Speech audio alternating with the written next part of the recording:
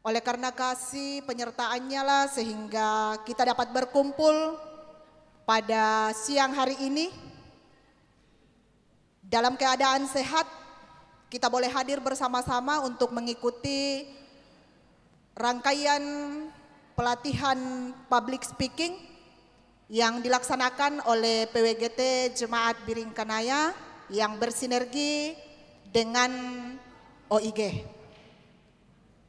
Yang terhormat PMG Jemaat Biring Kanaya, yang kami hormati Ibu Pendeta Abigail Tangkeparung STH MM, yang kami hormati penasihat PWGT Jemaat Biring Kanaya, Ketua PWGT Jemaat Biring Kanaya, dan tentu saja ibu-ibu dan saudara-saudara sekalian yang kami kasihi yang boleh hadir bersama-sama dengan kita untuk mengikuti pelatihan public speaking pada siang hari ini.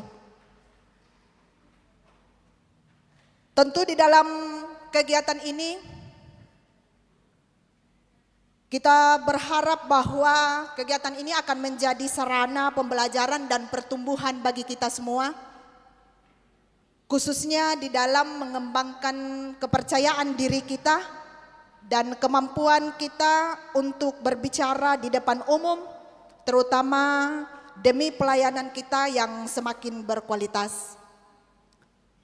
Untuk mengawali seluruh rangkaian kegiatan kita, mari kita memohon tuntunan dan penyertaan Tuhan. Kami mohon kesediaan Ibu Pendeta Abigail Tangkeparung STHMM untuk memimpin kita dalam doa. Dengan kasih kami silahkan.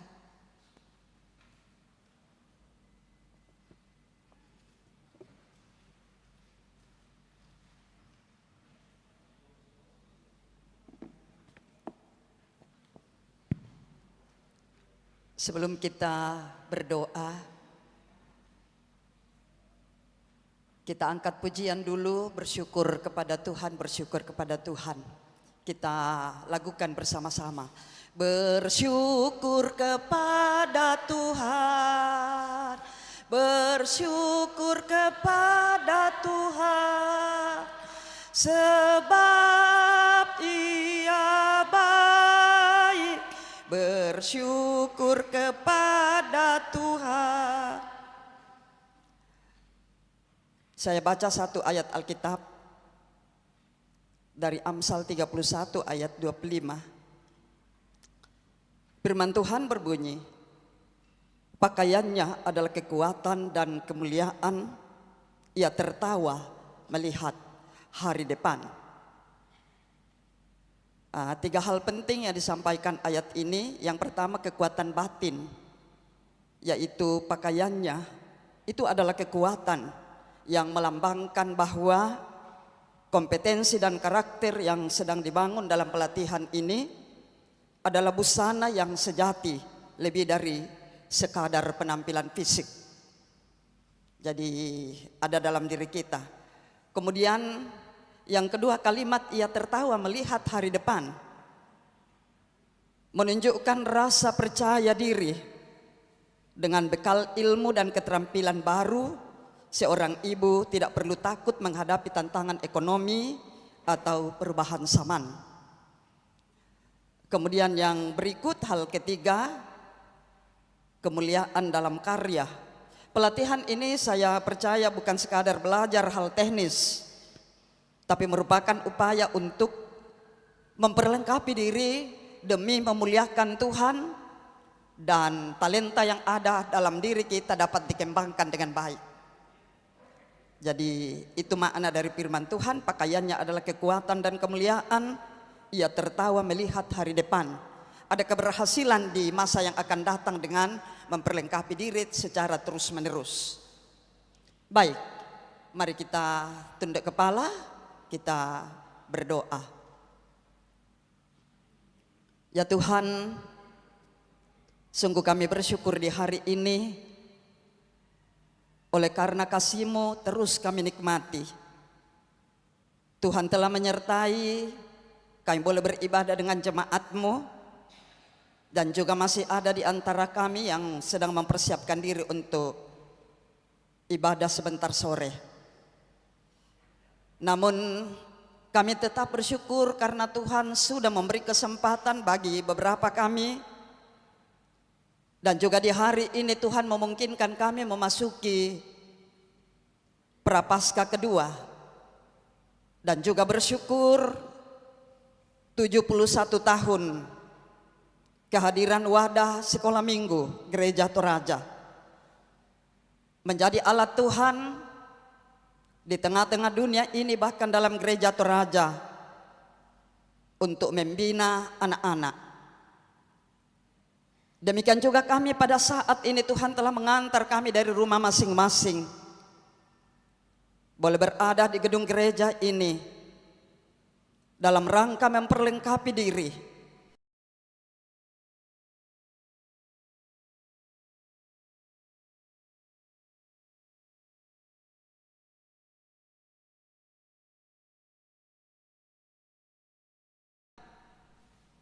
agar pengembangan potensi yang ada dalam diri kami ini boleh kami alami, dan tentu itu akan menjadi kemuliaan bagi namamu dan juga berkat dalam hidup ini. Berkati fasilitator yang akan memproses pelatihan ini. Berkati seluruh peserta, biarlah Tuhan memberi berkat kesehatan, ketekunan untuk dapat mengembangkan diri melalui pelatihan public speaking ini. Dan di tengah-tengah persekutuan ini ya Tuhan, kami berdoa untuk beberapa orang-orang kecintaan kami yang tengah bergumul karena sakit penyakit. Kami doakan Bapak Amir Jaya yang sementara dirawat di Rumah Sakit Siloam. Kami doakan anak kekasih Liora, anak dari Ibu Epi Tandilino, yang saat ini pemulihan di rumah. Orang tua kami Ibu Irdania Patiung yang rencana operasi di Rumah Sakit Wahidin, dan orang tua kekasih kami Ibu Marta Rande, ibunda dari Ibu Selpi yang saat ini dirawat di Rumah Sakit PJT. Ya Tuhan, tolong berkati perawatan yang sedang diterima. Kiranya orang-orang kecintaan kami ini boleh dipulihkan, boleh disembuhkan. Berkati perawat dan pendampingan dari keluarga. Kiranya semua itu menjadi alat Tuhan untuk memberi kelegaan dan kesembuhan sejati. Semua yang mereka butuhkan Tuhan atur ke tengah-tengah keluarga. Biarlah semua itu memberi kesembuhan yang dinantikan. Bapa Surgawi, kami akan memulai pelatihan ini. Biarlah Engkau menolong dan hadir di tempat ini agar boleh berjalan dengan baik, karena kami percaya kalau Tuhan hadir, bukan kekuatan dan kemampuan kami yang kami andalkan, tetapi betul-betul kami berserah sepenuhnya kepadamu untuk dapat menerima pengajaran yang baik memperlengkapi diri kami. Jauhkan semua peserta dari gangguan sakit penyakit. Biarlah kesehatan Tuhan anugerahkan hingga boleh menyelesaikan tahap demi tahap, berakhir pada tanggal 29 Maret mendatang. Tuhan, kalau masih ada saudara-saudara kekasih, ibu-ibu terkasih yang dalam perjalanan menuju ke gedung gereja ini, Tuhan sertai mereka, tebahkan dengan baik, dan bersama-sama dengan kami boleh diperlengkapi oleh pelatihan ini. Kami doakan pengurus PWGT Jemaat Biringkanaya yang Tuhan pakai untuk dapat berpikir dan bertindak, mengembangkan pelayanan, melaksanakan program kerja. Biarlah Tuhan terus menolong orang tua saudara-saudara terkasih kami dengan baik, agar tugas tanggung jawab yang Tuhan telah anugerahkan boleh dikaryakan dalam kesetiaan. Bapa Surgawi, inilah doa kami, inilah permohonan kami. Engkau dengarkan Bapa, sempurnakan, karena semuanya kami bawa dalam nama Tuhan Yesus Juru Selamat kami. Kami berdoa kepada Bapa di sorga. Haleluya, amin. Demikian saya kembalikan.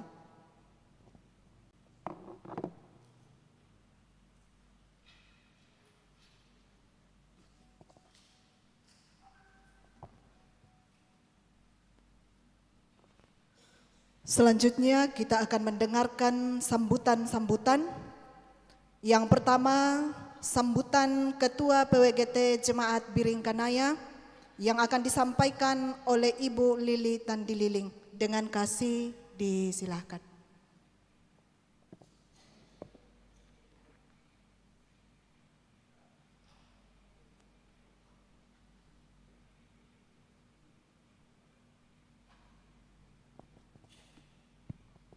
Shalom,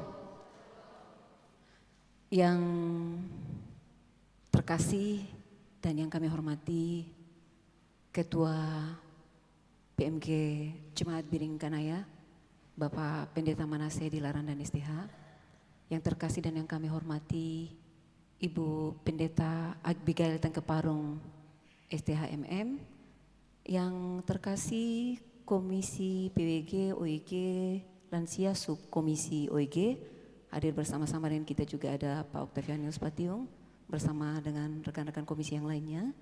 Dan tentunya yang kami kasihi dan kami hormati sudah hadir bersama-sama dengan kita pemateri pada saat ini. Kalau boleh saya izinkan saya memanggil kita kakak ya, karena tadi info dari rekan-rekan pengurus masih muda.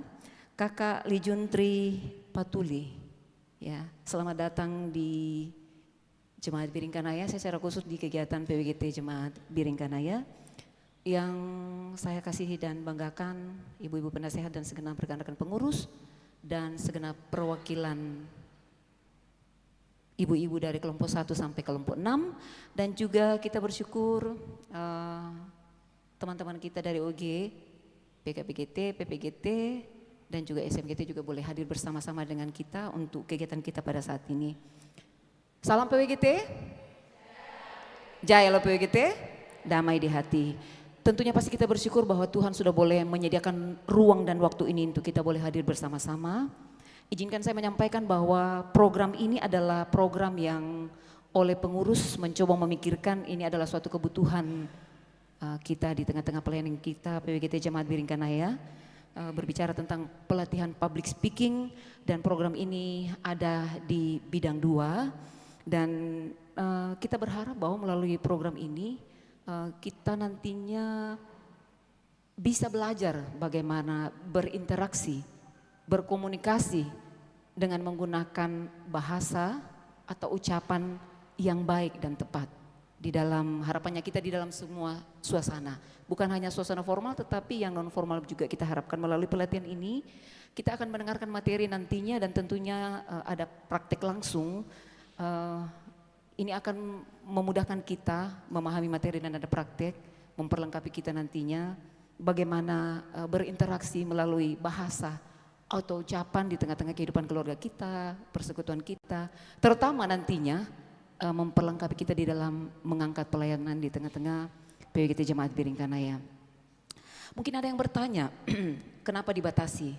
Jadi kami mencoba kemarin bahwa kita prioritaskan pengurus, jumlah pengurus itu ada 32 orang, ditambah penasehat 5 orang, dan setelah itu kita memikirkan juga bagaimana perwakilan masing-masing kelompok terwakili 3 orang, jadi dan juga undangan di masing-masing OG 3 orang, jadi totalnya itu kita harapkan kurang lebih 4 orang. Adapun nantinya mungkin tidak tercapai, tetapi harapan kita bahwa kegiatan ini bukan banyaknya tetapi yang betul-betul ini perlu penekanan. Pemateri juga sudah sampaikan ke kita dan kita juga pengurus bahwa kegiatan ini bukan hanya sebuah formalitas tetapi ada kesadaran bahwa ini penting untuk kita semua di dalam memperlengkapi kita semua.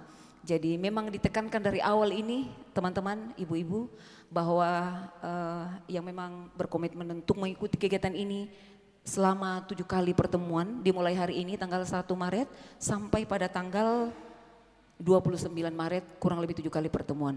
Seandainya pun ada hal-hal yang tidak bisa dihindari, kondala dia apa ya, karena ada kondisi. Tetapi kita Isyana mendesak Bang, mari kita berkomitmen bersama-sama untuk memperlengkapi. Karena materi ini akan berkesinambungan, jadi tidak boleh putus. Harapan kita yang hadir saat ini, kalau tidak ada halangan yang betul-betul tidak bisa dihindari, mari kita sama-sama memberi waktu kita. Kok pasti capek dan mungkin kita akan korban waktu, tetapi ada hal yang kita bisa dapatkan memperlengkapi diri kita. Hal yang berikut bahwa ini gratis, tidak dibayar apa-apa, ilmunya bisa memperlengkapi kita. Yang terakhir mungkin, mari kita mengikuti acara ini dari awal sampai tuntas, dan tentunya kita berharap bahwa melalui kegiatan ini kita makin diperlengkapi dan kita boleh pulang nanti ke kelompok kita, bukan hanya kita yang kenyang, tahu banyak hal, tetapi boleh kita berbagi di tengah-tengah pelayanan kita. Yang paling utama nanti adalah prakteknya, betul ya? Kakak Lijundri, bukan hanya sebatas teori tetapi ada hal yang bisa kita hasilkan melalui kegiatan ini.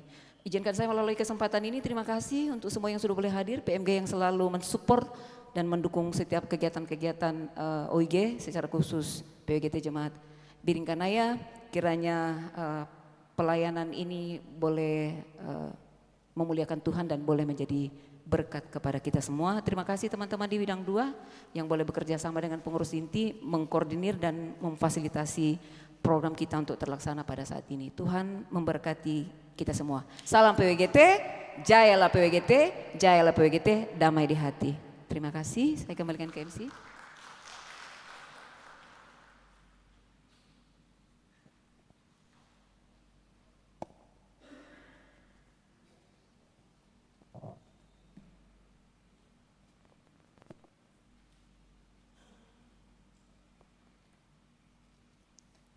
Selanjutnya kita akan masuk dalam sambutan yang kedua, sambutan dari Ketua PMG Jemaat Biringkanaya dan sekaligus dimohon kesediaan Bapak Pendeta Manase Dilaran dan STH untuk membuka kegiatan kita pada hari ini. Dengan kasih disilahkan.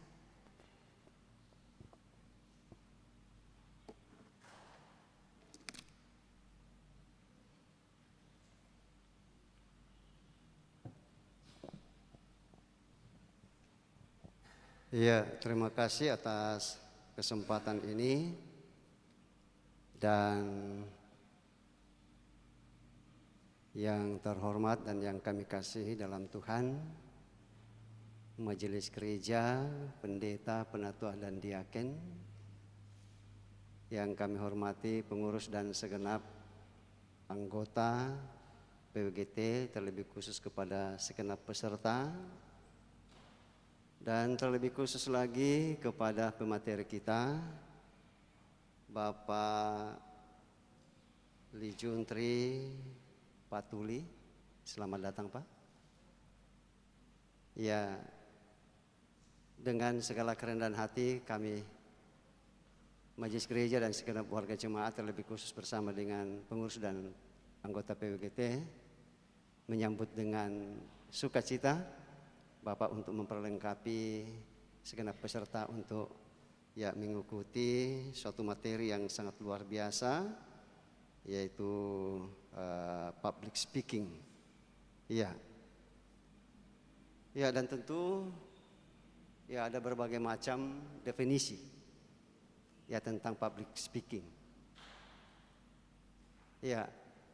Dan satu definisi yang saya dapatkan, saya kurang tahu ini apakah definisi ini tepat, tapi nanti Bapak Lijuntri Patuli yang akan menilai apakah definisi itu benar atau tidak. Definisi yang saya dapatkan begini, bahwa public speaking itu adalah sebuah keterampilan komunikasi lisan. Yang kemudian melalui komunikasi lisan ini untuk menyampaikan ide, menyampaikan pesan dan semacamnya kepada audiens. Kalau tidak salah seperti itu ya. Yang kemudian dikatakan bahwa public speaking itu tidak bisa kita alami atau ya tidak bisa ya muncul dengan bakat alami. Ya katanya harus dipelajari, ya harus dipelajari dan kemudian dilatih. Tidak hanya sebatas untuk dipelajari tetapi dilatih. Biar dipelajari, kalau tidak dilatih tidak akan bisa. Dan karena itu ketika pengurus ya menyampaikan rencana ini tentang public speaking, ya dalam pikiran saya secara pribadi ya mengatakan oh, ini wah bagus sekali ini. Ya karena public speaking itu tidak hanya mempengaruhi audiens ya pada saat di panggung-panggung yang besar, ya tetapi juga digunakan dalam kita menyampaikan pesan kita, baik itu sebagai MC, baik itu sebagai narasumber, baik itu sebagai moderator atau peran-peran apapun. Nah, ini penting sekali di situ. Ya, dan tentu bukan hanya melalui bahasa lisan saja, tetapi tentu ya melalui bahasa tubuh kita. Ya, ya bagaimana mempengaruhi juga melalui ya mengatur emosi. Ya seperti itu. Ya dalam menyampaikan pesan itu. Dan itulah yang akan disampaikan oleh pemateri kita Bapak Lee Juntri Patuli selama jangka waktu 7 kali pertemuan. Ya dan harapan kami dari ya majelis gereja ialah bahwa peserta, berapa peserta yang sudah mendaftar? Berapa sudah peserta yang mendaftar? Semua yang sudah mendaftar sudah hadir ini? Ya? 40-an lebih ya, ini belum 40-an ini. Atau sudah 40-an ini? 45 hampir. Ya seperti ini luar biasa. Jadi yang mendaftar itu bukan hanya sekedar mendaftar, ya tetapi mendaftar dan memotivasi diri untuk kemudian mengikuti kegiatan ini. Nah, ini luar biasa. Jangan jangan dibolong-bolong ini kegiatan ini. Ya karena ini perlu sekali, karena inilah kegiatan kita sehari-hari. Ya terlebih khusus sebagai ya pengurus PWGT. Ya bagaimana nantinya kita berkomunikasi secara lisan, bagaimana kita berkomunikasi ya dengan bahasa isyarat, ya dan kemudian bagaimana kita mengatur volume suara, ya ketika kita menyampaikan ide kita atau pesan kita atau semacamnya. Ya jadi selama kurun waktu 7 kali pertemuan, ya kami majelis gereja ya memohon semua jangan ada yang merasa capek. Ya kalau sudah dimulai dengan rasa capek, saya percaya bahwa ya akan berjalan dengan capek juga. Ya, tapi saya percaya bahwa semua PWGT yang ikut serta, yang sudah mendaftar akan punya semangat dan akan ya mengikuti kegiatan ini sampai tanggal berapa terakhir. Pokoknya sepanjang bulan ini. Ya, seperti itu. Sampai ya mutole. Ya. Terima kasih, Pak. Ya atas kehadirannya untuk mau memberi diri memperlengkapi ya kami yang ada di Jemaat Beringkanaya, karena terus terang kami haus tentang hal ini. Ya dan kiranya melalui kegiatan ini oleh segenap peserta terlebih khusus ya merasa lega, merasa dahaga untuk ya ketika ya selesai dapat menyelesaikan kegiatan ini sampai selesainya. Demikian dan terima kasih. Ya dan atas nama majelis gereja dan segenap warga jemaat ya Beringkanaya, ya saya akan membuka public speaking ini dengan pertolongan Allah Bapa, Allah Anak dan Roh Kudus. Ya demikian dan terima kasih.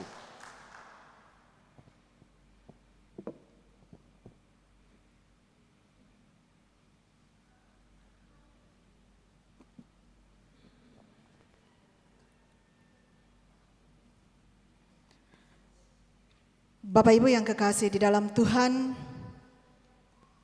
kita akan masuk dalam kegiatan inti kita pada siang hari ini.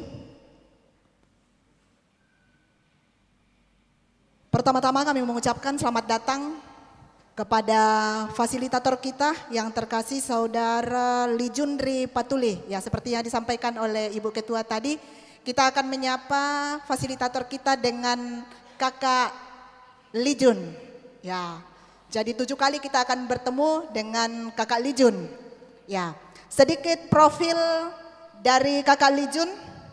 Beliau adalah seorang Master of Ceremony, seorang moderator, seorang public speaker, dan seorang entrepreneur. Selain itu, beliau adalah founder dan mentor Speak Hub Academy. Jadi luar biasa kita boleh dipertemukan dengan yang mungkin jauh lebih muda daripada kita, tetapi kemudian diberikan talenta yang luar biasa, dan talenta inilah yang akan dibagikan kepada kita selama 7 kali kita akan bersama-sama dengan Kakak Lijun ke depan. Kepada Kakak Lijun dengan kasih kami silahkan. Kita beri aplaus kepada Kakak Lijun untuk membawakan kita materi.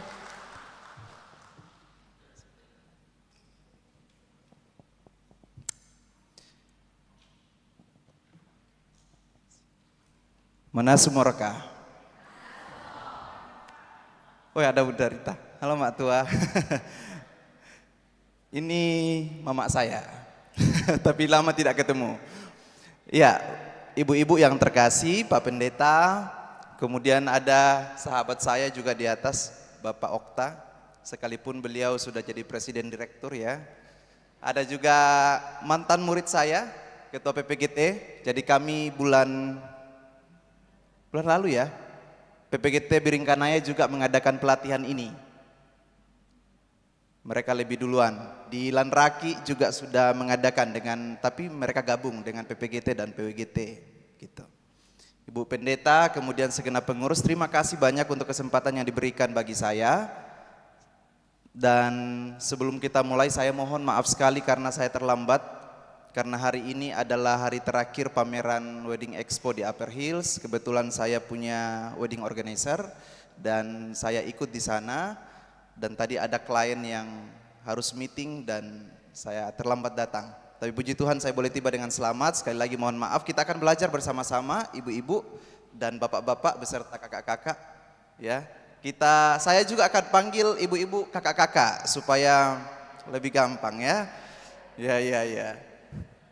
Biar lebih merasa muda gitu ya. Oke. Ibu-ibu perkenalkan, kakak-kakak perkenalkan, nama saya Lijun Tripatuli. Ibu-ibu, kakak-kakak, belum terbiasa nih. Kakak-kakak bisa panggil saya Lijun atau Juntri atau Unti, nama kecil saya di kampung dulu Unti. Bisa dipanggil Punti atau Lasse. Ya. Kalau kakak-kakak merasa bahwa kenapa aneh namanya, orang Korea kah atau orang Cina kah? Jelas tidak. Ya, dari kulitnya sudah bisa dinilai ya. Saya asli Toraja, kebetulan mama dari Bastem dan Sumalu, mungkin ada orang Basesang Tempe. Kalau papa dari Bokin dan Labo, gitu, ya. Jadi yang dari Bokin dan Labo kita sekampung berarti. Kemudian nama saya Lijuntri, singkatan dari 5 Juni anak ketiga. Jadi saya lahir 5 Juni dan saya anak ketiga. Gitu. Itu hadiah yang luar biasa yang lahir di Sumalu. Jadi itu saya juga bingung ya, bapak saya kok kreatif sekali ya, mama saya kreatif sekali bikin. Itu tahun 97, saya baru 29 tahun ini kakak-kakak. Dan saya belum menikah, tapi saya sibuk urus orang menikah. Ya. Kemudian saya aktif jadi MC sudah cukup lama, sudah 10 tahun lebih, 11-12 tahun. Saya jadi moderator dan puji Tuhan saya beberapa kali membawakan materi khusus public speaking. Sampai di Lu, di Bone-Bone, sampai di Mamuju, dan beberapa kali membuka kelas. Kalau hari ini kita bertemu dan ini gratis karena difasilitasi oleh pengurus ya. Saya tidak tahu dari pengurus ada ke amplopnya atau tidak, saya tidak tahu, itu bukan urusan saya ya. Kalau dikasih nanti berarti puji Tuhan, kalau tidak juga puji Tuhan. Ya, saya selalu bilang bahwa kalau ada kegiatan gereja, PPGT atau PWGT atau siapapun yang pakai, saya tidak akan pernah hitung-hitungan soal uang. Ya, saya tidak akan hitung-hitungan dan saya tidak akan pikirkan, karena yang pikirkan adalah pengurus dan panitia. Ya, masa saya? Tidak, serius. Tidak, saya tidak pernah hitung-hitungan. Dan biasa PPGT mau panggil, kemarin teman-teman dari Pare-Pare mau panggil untuk jadi pemateri, saya bilang jangan dipikirkan soal transport. Kalau kita bisa bertemu dan berbagi ilmu itu yang jauh lebih penting, gitu ya. Dan kakak-kakak kita akan belajar cukup lama. Hari ini sebenarnya materinya tidak terlalu panjang, tapi yang akan cukup berat materinya itu adalah mulai pertemuan kedua. Hari ini dasar-dasarnya saja dulu, gitu ya. Dan materi kita tentang public speaking itu sangat luas. Sangat luas. Salah satu bagian dari public speaking adalah jadi MC misalnya, ya. Atau jadi moderator, itu salah satu bagiannya. MC juga banyak lagi cabang-cabangnya. Ada MC formal, ada MC non formal. MC formal ada lagi ke bawah-bawaannya, banyak gitu. Dan kita akan belajar tentang public speaking. Oleh karena itu, kakak-kakak harus bertahan sampai selesai. Saya bersyukur sekali karena banyak yang datang hari ini ya, di tengah kesibukan. Tepuk tangan dulu dong. Saya yakin ada yang harus meninggalkan suaminya di rumah, padahal mungkin suaminya butuh bersama-sama. Yang masih punya suami, kalau mak tua tidak ada jadi bisa ke sana kemari. Ya. Jangan itu dicarikan, masa mau dicarikan? Jangan, tidak boleh. Ya, saya bersyukur sekali bahwa kita bertemu hari ini dengan segala keterbatasan, kelebihan dan kekurangan kita. Dan jangan terlalu tegang, kakak-kakak, santai saja, ya. Santai saja. Tolong di next. Oh, ini bisa ya? Ya, ini sudah selesai. Jadi saya punya kelas public speaking, kakak-kakak, namanya Speak Hub Academy. Dan sekedar informasi, kalau kita di Speak Up Academy ngajar orang, satu orang diajar eksklusif private itu harganya 8 juta. Kalau 3 orang, itu satu orang harganya 5 juta. Jadi kali 3, 15 juta. Dan hari ini kakak-kakak tidak membayar. Ya, jadi bersyukurlah dan berterima kasihlah sama pengurus. Ada iurannya PWGT ya? Oh tidak ada persembahan ya, tolonglah dipahami toh. Ya.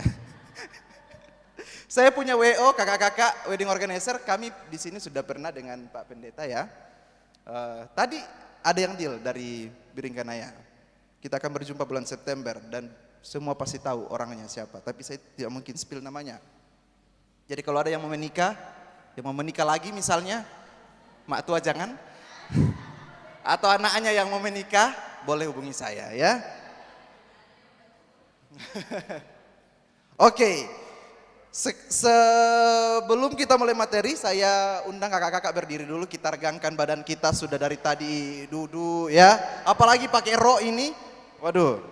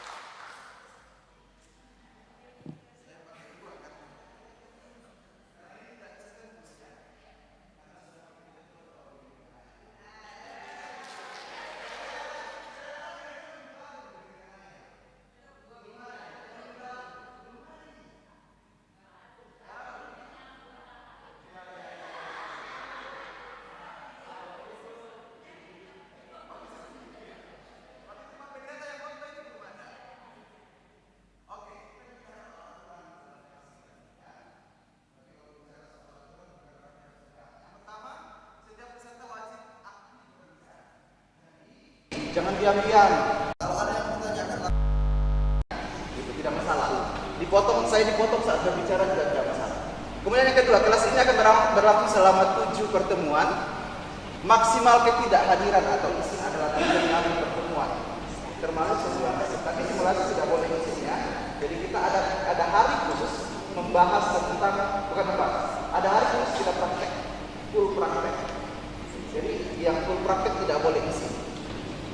Kalau karena kita dua sesi itu, 2 pertemuan itu akan full praktek. Yang tidak ikut praktek pertama bisa menyusul praktek, tetapi sebisa mungkin di hari yang sama semua ikut. Jangan sampai ada yang menyusul, karena kalau ada yang menyusul berarti saya harus siapkan waktu lagi untuk peserta yang menyusul. Kemudian yang berikutnya adalah dua kali simulasi yang saya bilang tadi. Kadang-kadang kalau menang silakan keluar cuci muka tidak masalah. Tapi kayaknya susah ya karena pakai makeup. Sayang sekali. Tapi bisa keluar. Kalau ada yang bisa buat segar juga bisa keluar. Saya tidak masalah. Yang penting jangan mengantuk saat saya sedang bawa materi karena itu cukup mengganggu buat saya. Ya, mending keluar dulu, lihat pemandangan, ya, atau beli bakso di sana atau di sana. Ya. Kemudian sedapat mungkin saat berbicara. Kakak-kakak jangan pakai filterboard. Nanti kita belajar pakai filterboard. Termasuk salah satunya adalah ada orang baru dikasih mic sudah bilang menurut saya sebisa mungkin saat berbicara tidak pakai ya. Jadi kita belajar sambil praktek. Karena ini salah satu penyakitnya orang Toraja. Kentara sekali juga nya. Belum tentu. Jadi kakak-kakak saat berbicara saya kasih mic misalnya atau mau bertanya, sebisa mungkin ya. Sebisa mungkin tidak ada yang keluar. Ya, tapi kalau misalnya sementara begini kan enggak apa-apa Ji. Sebenarnya cuma dikurangi, dipelan-pelan kurangi, ya. Nanti saya akan kasih triknya bagaimana cara mengurangi itu, tetapi kita pelan-pelan dulu. Kelas kita berlangsung selama 2 sampai 3 jam, ya. Jadi cukup panjang. Jadi yang mau pipis, yang mau cuci muka, yang mau makan silakan keluar, tapi jangan mengganggu saya. Sekali lagi yang sangat mengganggu saya adalah orang yang mengantuk. Saya ikut mengantuk juga. Tapi luar biasa kalau tidak ada yang mengantuk dan tidak ada yang pergi cuci muka. Yang berikutnya, menggunakan pakaian yang rapi dan sopan. Jadi pertemuan pertama saya diinfo pengurus bahwa mungkin akan pakai seragam begini. Pertemuan berikutnya tidak masalah pakai baju yang lain, tetapi rapi dan sopan, ya. Karena saya masih muda, tolong hargai saya juga manusia. Jadi harus rapi dan sopan, itu catatannya ya, rapi dan sopan. Salah satu pertanyaan yang paling saya tidak suka adalah kapan, jadi tolong jangan ditanya ya. Yang berikutnya, kakak-kakak saya tidak tahu kalau dari pengurus setuju atau tidak, tapi dari saya setiap kali saya ngajar, saya bilang bawa snack dan minuman bisa dimakan sambil kita dalam kelas, tidak masalah. Dari saya, kalau dari pengurus punya aturan sendiri, saya harus ikut pengurus karena saya diundang datang ke sini. Kenapa ini penting, snack dan minuman? Karena supaya ada kasih di dalamnya, jadi bisa dibagi-bagi toh. Saya tahu kalau ibu-ibu itu banyak kue-kuenya di rumah. Itu jadi kakak-kakak bisa sambil makan snack, sambil minum, sambil kita belajar. Tetapi jangan fokus makan terus ya, bahaya juga. Bahaya itu. Oke, jadi kita akan segera mulai. Are you ready? Sekali lagi, are you ready? Mantap, luar biasa ini ibu-ibu Satu yang paling saya salut dari ibu-ibu adalah selalu tepat waktu. Saya pernah bawa materi public speaking juga di Philadelphia, di Daya. Saya yang ditunggu, padahal sebenarnya belum dimulai acara. Mereka hadir itu 30 menit sebelumnya, saya jadi tidak enak. Apalagi tadi saya terlambat, saya sangat tidak enak. Tapi dia enak-enakan saja lah. Oke, ibu-ibu, kakak-kakak, kira-kira kalau lihat gambar seperti ini, atau anggaplah kakak-kakak yang berada di atas panggung jadi orang itu. Apa kira-kira yang muncul dalam pikiran kakak-kakak? Apa yang kira-kira terjadi? Grogi, selain grogi, apa lagi? Hah? Kenapa? Langsung blank begitu. Hilang di dalam pikiran. Apalagi? Panik. Keringat dingin. Keringat dingin salah satu bagian dari grogi. Dari nervous. Jadi nanti kita akan pelajari juga kenapa orang bisa grogi dan bagaimana cara mengatasi grogi. Apalagi kira-kira yang terjadi? Tidak percaya diri, gemetar, deg-degan ya. Ada yang sampai merah mukanya. Apalagi kalau putih, kalau hitam kayak saya tidak kentara ji merah mukanya. Tapi kalau putih deh kentara sekali tuh. Apalagi ada orang yang sampai kencing celana. Ada kami punya beberapa murid yang sampai pada kejadian itu. Ini saya tidak bohong, saya punya teman di SMA 2 Rantepau dulu. Saya punya teman duduk itu dari SMP Elim, dari sini. Dia tinggi besar bulat. Dan ketika disuruh berdiri saja di tempat duduknya, itu keringatnya bercucuran luar biasa. Keluar betul itu keringatnya. Padahal di tempat duduk itu disuruh berdiri. Karena nervous, karena grogi. Banyak yang mempengaruhi Bapak Ibu. Kakak-kakak, sorry. Next, kalau begini. Wah, mungkin pingsan ya. Ada orang yang nervous itu sampai hal yang terburuk terjadi adalah pingsan. Karena betul-betul tidak bisa mengendalikan diri dengan baik. Ini saya lewati dulu. Kalau ada waktu nanti kita kembali. Nah, ini. Speaking why, kenapa kita harus berbicara? Ada yang mau angkat tangan? Kenapa kita harus berbicara? Oke, kakak Ata, iya boleh. Kenapa kita harus berbicara? Pertama karena bicara itu adalah sarana komunikasi. Yang kedua kita harus berkomunikasi karena orang tidak tahu apa yang di pikiran kita kalau kita harus mengutarakan. Betul. Jangan ada saya pernah punya klien. Biasa dia tidak balas chat saya, terus dia bilang, "Oh sorry Kak, saya kira tadi sudah kubalas dalam hati ternyata." Chat itu bagian dari komunikasi ya. Kakak-kakak, chat itu bagian dari komunikasi. Saya berdiri sebelum saya berkata-kata, waktu baru dipanggil dari sana ke sini, saya belum pegang mic, saya belum berkata-kata, saya sudah berkomunikasi dengan kakak-kakak. Dengan cara apa? Kakak-kakak bisa menilai saya dari penampilan saya. Itu komunikasi. Jadi pendeta, ketika, untung ada pendeta nih. Ketika Pak Pendeta atau Bu Pendeta baru masuk dari sana, atau prosesi dari sana, kita sudah berkomunikasi dengan beliau. Kita lihat penampilannya, kita lihat, oh Pak Pendeta pakai masker, oh Bu Pendeta rambutnya disanggul, kondeknya besarnya itu kondeknya, itu sudah komunikasi. Misalnya, saya tidak pernah lihat Bu Pendeta pakai kondek yang besar. Pendeta di tempat lain mungkin ya. Itu sudah komunikasi, tapi nanti kita pelajari komunikasi itu sebenarnya apa saja yang diliputinya. Jadi kita perlu berbicara karena tidak semua orang bisa membaca apa isi pikiran kita. Dan tanpa berbicara kita tidak mungkin bisa maju. Karena semua ide harus dituangkan lewat komunikasi. Gagasan harus dituangkan lewat komunikasi. Bayangkan ibu-ibu, kakak-kakak, kalau kita lagi rapat, sebenarnya kita punya ide yang sangat bagus. Ya.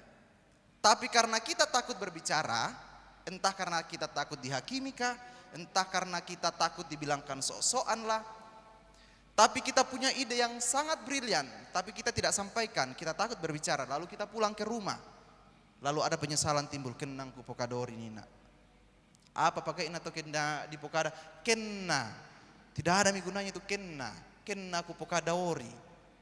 Oleh karena itu, berbicara sangat penting. Kita sampai pada tahap berbicara dulu ya. Bukan pada tahap bagaimana caranya menyampaikan, nanti baru kita pelajari. Oleh karena itu pemikiran yang harus kita punya, polanya adalah kita harus berani berbicara. Saya berkali-kali bawa materi di PPGT termasuk Pulau Jawa.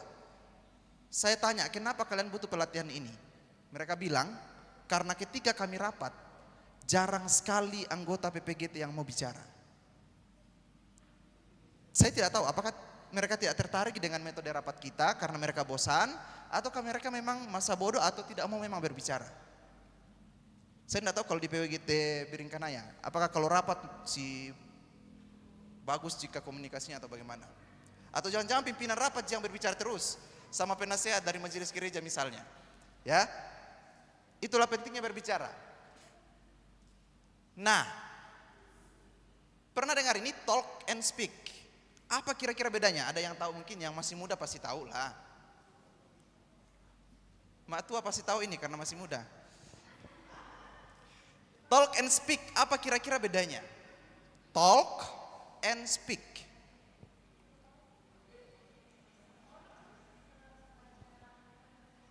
Oke. Ya. Jadi talk itu adalah ketika kita berbicara sehari-hari, kita diskusi biasa dengan orang, kalau kami anak muda ngopi, nongkrong gitu ya. Kalau speak itu adalah ketika kita berbicara di hadapan banyak orang dan kita sebagai pusatnya. Dan betul, sebenarnya kalau talk ataupun speak harusnya ada meaning di dalam. Dua-duanya harus ada meaning. Kalau kita bergosip itu bagian dari talk. Ada maknanya itu gosip. Ada maknanya itu gosip. Kalau kita bergosip sampai pada tahap sadar bahwa itu dosa, itu bermakna. Itu Pak Pendeta? Iya. Saya tidak mau masuk lebih dalam ya, bahaya. Jadi yang akan kita pelajari lebih banyak memang adalah speak-nya. Tetapi saya akan singgung sesekali bagaimana kita berkomunikasi dengan orang. Misalnya ketemu dengan orang di kafe, misalnya ketemu dengan teman-teman lama, bagaimana caranya komunikasi. Saya akan bahas juga nanti tapi tidak terlalu besar. Nah, kita baca sama-sama 1, 2, 3. Public speaking adalah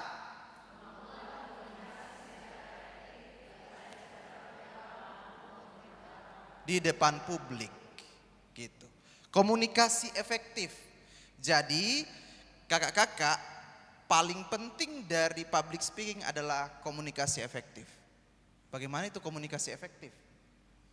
Komunikasi efektif itu adalah ketika orang berkomunikasi sampai pada tujuan komunikasinya. Misalnya begini, pendeta berkhotbah berharap bahwa warga jemaat itu mendengarkan dan melakukan firman Tuhan.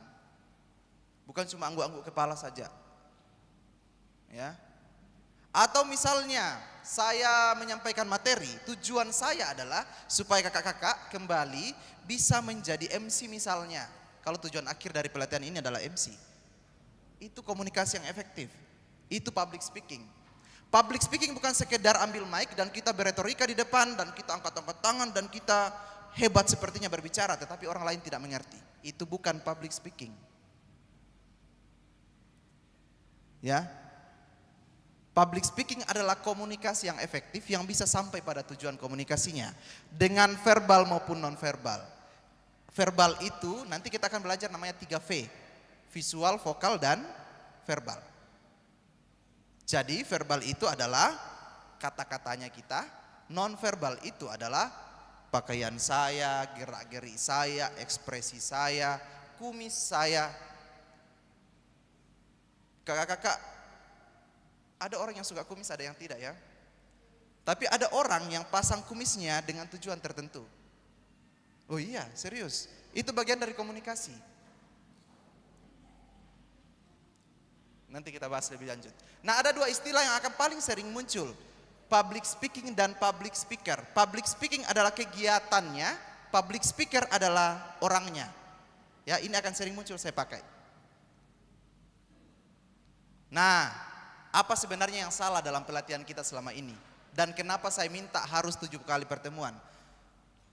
Kenapa PPGT kalau minta, itu hari Ito minta saya mungkin cuma 2 kali pertemuan Kak. Saya bilang saya tidak mau.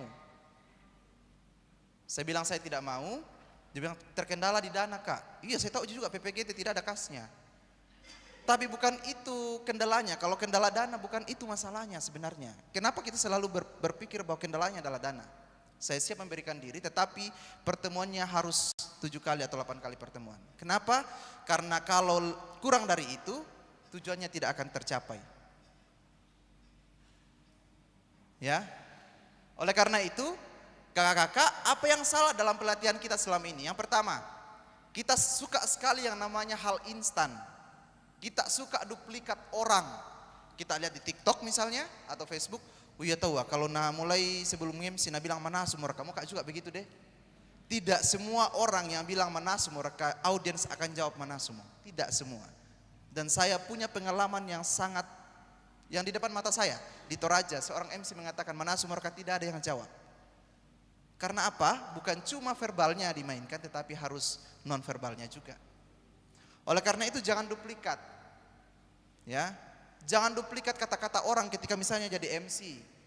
Harus punya gaya bahasa sendiri. Kalau Soekarno dengan luar biasanya berretorika, dan kita lihat, berkarismanya itu Soekarno, saya juga mau begitu deh. Belum tentu itu berhasil pada kita. Public speaking adalah tentang kenyamanan kita berkomunikasi sebenarnya. Jokowi, siapa bilang Jokowi tidak bagus public speakingnya? Jokowi mungkin secara verbal kakak-kakak lihat kurang bagus kayaknya public speakingnya. Tetapi Jokowi secara non-verbal bagus sekali.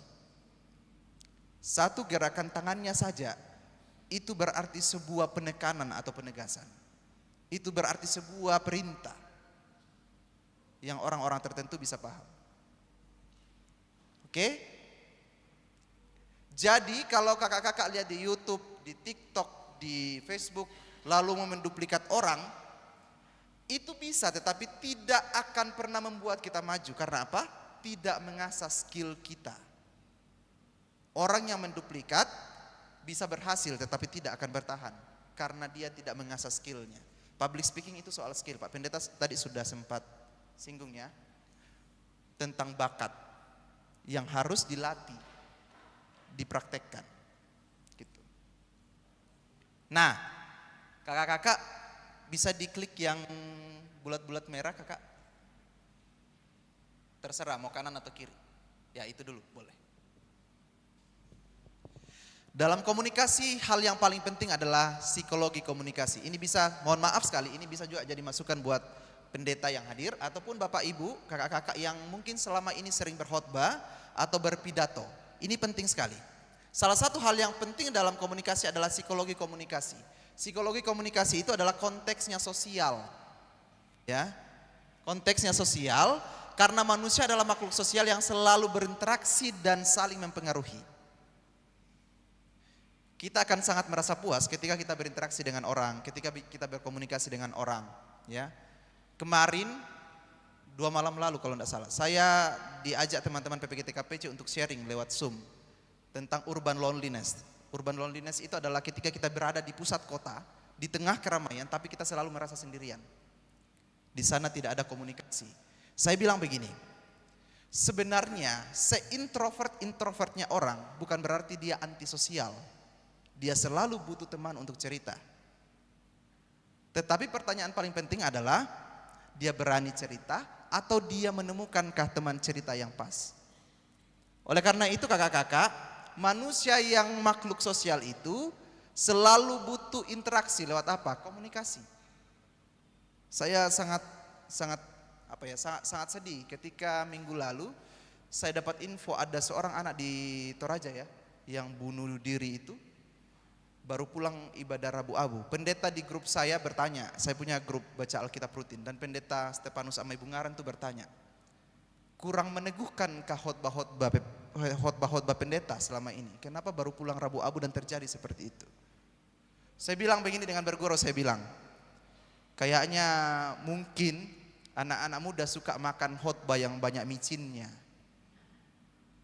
yang enak didengar tetapi tidak berisi. Misalnya pendeta atau pengkhotbah atau seorang yang berpidato sambutan harus memperhatikan konteks ini, psikologi komunikasi. Kenapa? Karena psikologi komunikasi itu adalah bagaimana manusia yang sangat membutuhkan interaksi sosial, tetapi di sisi yang sama mereka juga takut akan penghakiman sosial. Jadi dia makhluk sosial tetapi dia juga takut dihakimi secara sosial. Itulah sebabnya orang takut berbicara. Dia pengen sekali berbicara tapi takut berbicara karena dia takut dihakimi. Bayangkan kalau ada anggota PWGT baru yang datang, kita rapat. Kemudian dia menyampaikan ide dan gagasannya. Kemudian yang misalnya nih Kak Ata langsung bilang, tidak betul itu mau bilang. Itu adalah bentuk penghakiman sosial yang ditakuti orang ketika mau berbicara. Jadi ini dua hal yang bertolak belakang. Manusia membutuhkan untuk berbicara, tetapi di sisi lain mereka takut dihakimi. Takut dibilangkan jelek, takut dibilangkan gagal, akhirnya mereka tidak berbicara. Di close dulu. Ada yang tanda silang, Kak? Kemudian yang itu. Nah, seiring dengan waktu manusia telah mengembangkan kemampuan untuk membaca emosi dan sikap orang lain. Kita masuk lebih dalam lagi. Bahwa komunikasi itu memperhatikan audiens kita. Entah itu di kafe kah atau di hadapan banyak orang. Bahwa setiap kita jadi orang yang berbicara sebagai speaker, sebagai pembicaranya, kita harus memperhatikan emosi yang sedang mendengarkan kita. Saya tidak perlu banyak bicara dan saya bisa paham apa dalam isi pikirannya orang ini. Itu bisa. Kalau Kakak Okta sebagai pengacara, diam itu juga salah satu bagian penting dari mereka bisa menganalisa lawan mereka misalnya. Ya, memperhatikan bagaimana mereka berbicara, memperhatikan bagaimana mereka bergerak. Saya selalu bilang bahwa ketika kita berdiri di depan umum dan kita lihat orang, kayaknya orang sudah tidak tertarik sama saya deh, sama apa yang saya sampaikan. Maka tugas saya adalah menyelesaikan sesegera mungkin pembicaraan itu. Kenapa? Percuma saya ngomong, karena orang sudah tidak mau memperhatikan saya.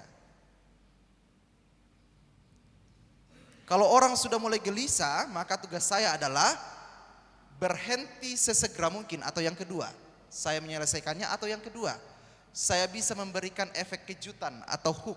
Dengan cara apa? Misalnya saya masukkan jokes, humor, supaya orang kembali fokus pada saya. Ya, paham sampai sini kakak-kakak?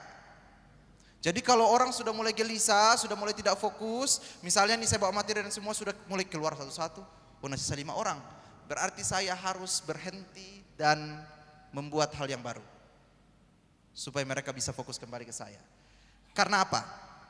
Komunikasi adalah bukan tentang saya, tetapi tentang kita.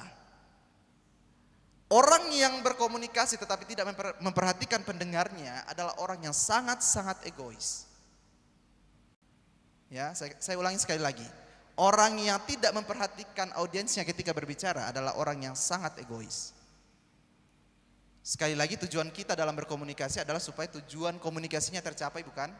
Bagaimana caranya mau tercapai kalau orang sudah tidak fokus, orang sudah tidak mau mendengarkan kita? Maka tugas kita adalah di stop atau memberikan efek kejutan. Pakai pantun kah, pakai humor kah, pakai cerita kah, gitu. Ya, di close. Jadi kalau orang sudah mulai gerak-gerakkan kakinya atau bergeser kanan kiri pada saat kita sambutan, ya segera sudahilah sambutan itu, atau kasih humor-humor gitu ya, supaya orang kembali fokus. Next. Nah, apa saja profesi public speaking ini? Ada beberapa nih. Ada yang sebagai MC, Master of Ceremony, ada yang sebagai presenter, ada yang sebagai orang yang berpidato atau sambutan, ya, speaker, kemudian ada yang sebagai orator atau orasi, anak-anak yang suka demo ya. Ini bagian dari public speaking, tapi biasanya anak-anak yang suka demo tidak jelas apa juga Anda bilang. Ya. Ya, asal berteriak saja. Nah, berarti perlu belajar di Speak Up Academy itu. Storyteller, guru-guru sekolah minggu ya, yang suka bercerita, itu juga public speaking. Saya dulu waktu baru datang di Lanraki dari Surabaya 2020, saya diajak Bu Pendeta Rosalina bilang, karena beliau dulu berdua pendeta kami di Surabaya. Beliau bilang, saya masukkan jadi guru sekolah minggu ya Jun ya. Saya bilang, tidak Bu, mohon maaf. Saya tidak pintar berstorytelling. Saya enggak, kalau saya ketemu anak-anak, saya orangnya emosian. Saya tidak sabaran, takutnya anak orang yang jadi korban. Gitu ya, biarkan saya melayani di PPGT saja. Ya. Tapi bukan berarti saya tidak mau punya anak, bukan begitu. Saya kurang sabaran, biasa kalau, apalagi ke torkosik miondok kule.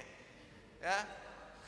Atau monolog ini adalah orang yang berbicara di depan kita dan kita tidak boleh tidak ada komunikasi dengan pembicara itu. Artinya kita cuma mendengarkan.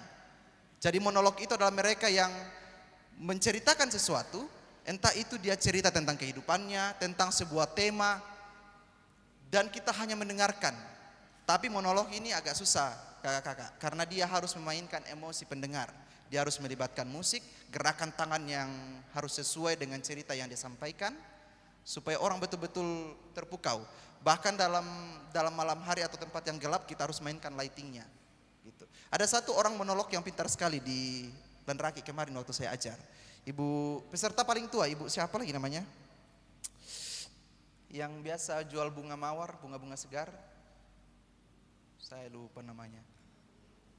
Bukan, yang tinggal di dekat Palada sana. Bunda, aduh saya lupa. Pokoknya dia pintar sekali monolognya. Dia peserta paling tua, umur berapa ya? 60-an kalau tidak salah. Ada yang di atas 60 di sini? Oh, 70. Wah, luar biasa, tepuk tangan dulu dong. Weh, semangat yang luar biasa, luar biasa. Kemudian ada juga yang sebagai pengkhotbah. Nah, pendeta-pendeta atau majelis gereja itu bagian dari public speaking. Saya dulu bergurau dengan dosen di Institut Teologi Gereja Toraja di Tamentoy. Saya bilang, bagus sekali tuh khotbahnya Gereja Toraja. Berisi sekali, serius, berisi sekali. Tapi mungkin yang perlu dipelajari lebih dalam oleh teman-teman yang mempersiapkan diri masuk proponen adalah harus belajar public speaking jauh lebih baik. Gitu, dan mereka terima dengan baik. Saya tidak tahu bagaimana sekarang, tapi semoga bisa lebih baik karena kita sedang menghadapi anak-anak muda yang memang suka kalau bagus ngomongnya gitu ya. Jadi memang tantangan gereja cukup besar dan saya yakin pendeta menyadari itu dengan baik. Kemudian yang berikutnya adalah stand up komedian, kayak Panji kemarin ya. Itu public speakingnya bagus itu. Sekalipun menyakitkan dan disua mentunubai. Sekarang masih berlanjut kayaknya prosesnya itu.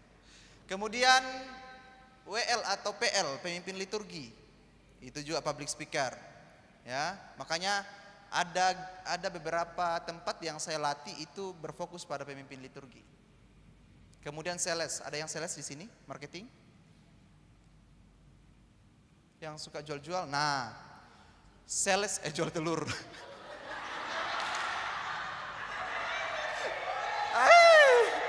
Iya tahu bagian dari itu tahu cocok. Iya. Tapi jual telur. Oke. Iya. Ini sudah mulai masuk ya. Jadi sales itu kakak-kakak adalah salah satu profesi public speaking yang sangat berat sebenarnya. Oleh karena itu, biasanya perusahaan-perusahaan itu tidak tanggung-tanggung kasih sekolah public speaking itu karyawannya. Dan itu sangat mahal kalau dibayarkan perusahaan sebenarnya ikut public speaking. Yang paling penting dari materi ini di slide ini adalah yang bagian ini. Setiap kesempatan adalah kesempatan emas. Disuruh jadi MC kah, disuruh jadi pemimpin liturgi kah, disuruh sambutan kah, pokoknya harus diambil. Kesempatan itu jarang datang 2 kali, biasanya datang sih, tetapi jarang. Dan kalaupun dia datang kembali kesempatan itu, biasanya momentumnya yang berbeda. Saya selalu bilang jangan pernah jual mahal dipakai Tuhan. Tuhan saja berdarah-darah buat kita, kita disuruh berkeringat saja tidak mau. Jadi setiap kesempatan adalah kesempatan emas. Oleh karena itu, selesai pelatihan pertama ini, kalau pengurus bilang, Bunda nanti jadi komi MC le, saya tidak mau dengar pengurus bilang, Wina tolak itu kemarin disuruh jadi MC. Setiap disuruh jadi MC atau berkhotbah atau pemimpin liturgi, harus selalu bilang, siap. Amin.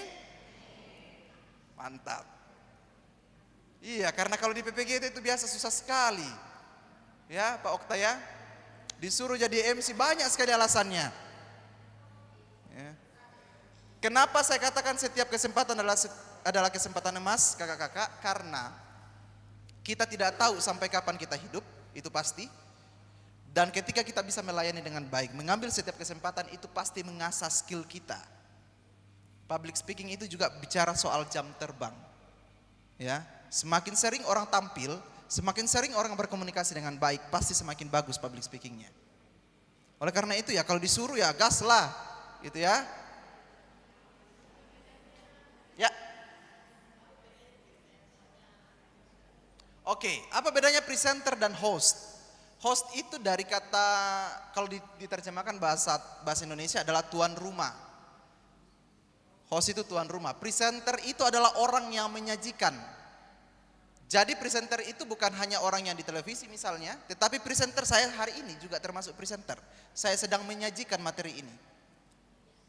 Kalau host itu adalah orang yang biasa, sebenarnya host itu tidak selamanya sama dengan MC ya. Host itu adalah acara-acara tertentu saja.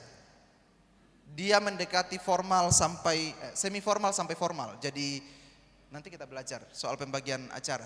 Nanti saya jelaskan di pembagian acara ya soal formal dan non formal. Tetapi host dan presenter itu dua hal yang ada samanya ada bedanya. Seorang presenter itu bisa juga jadi host, tapi seorang host juga bisa jadi presenter, itu bisa. Tetapi presenter tidak selamanya bekerja sebagai host. Karena presenter sekali lagi dia menyajikan. Makanya orang-orang presenter di berita, news anchor itu juga disebut presenter karena mereka menyajikan berita. Tapi kalau saya lagi bawakan acara misalnya di acara ulang tahun anak-anak, saya tidak sedang jadi presenter. Ya? Paham ya? Nanti kita pelajari lebih lanjut soal MC juga. Ada lagi yang mau ditanya sebelum saya lanjut? Oke, saya masuk ke sini. Ada yang punya idola public speaker? Ya, Kak Ata. Najwa Shihab, saya juga mengidolakan beliau. Ada lagi? Ini woman support woman banget ya. Ada lagi yang punya idola lain?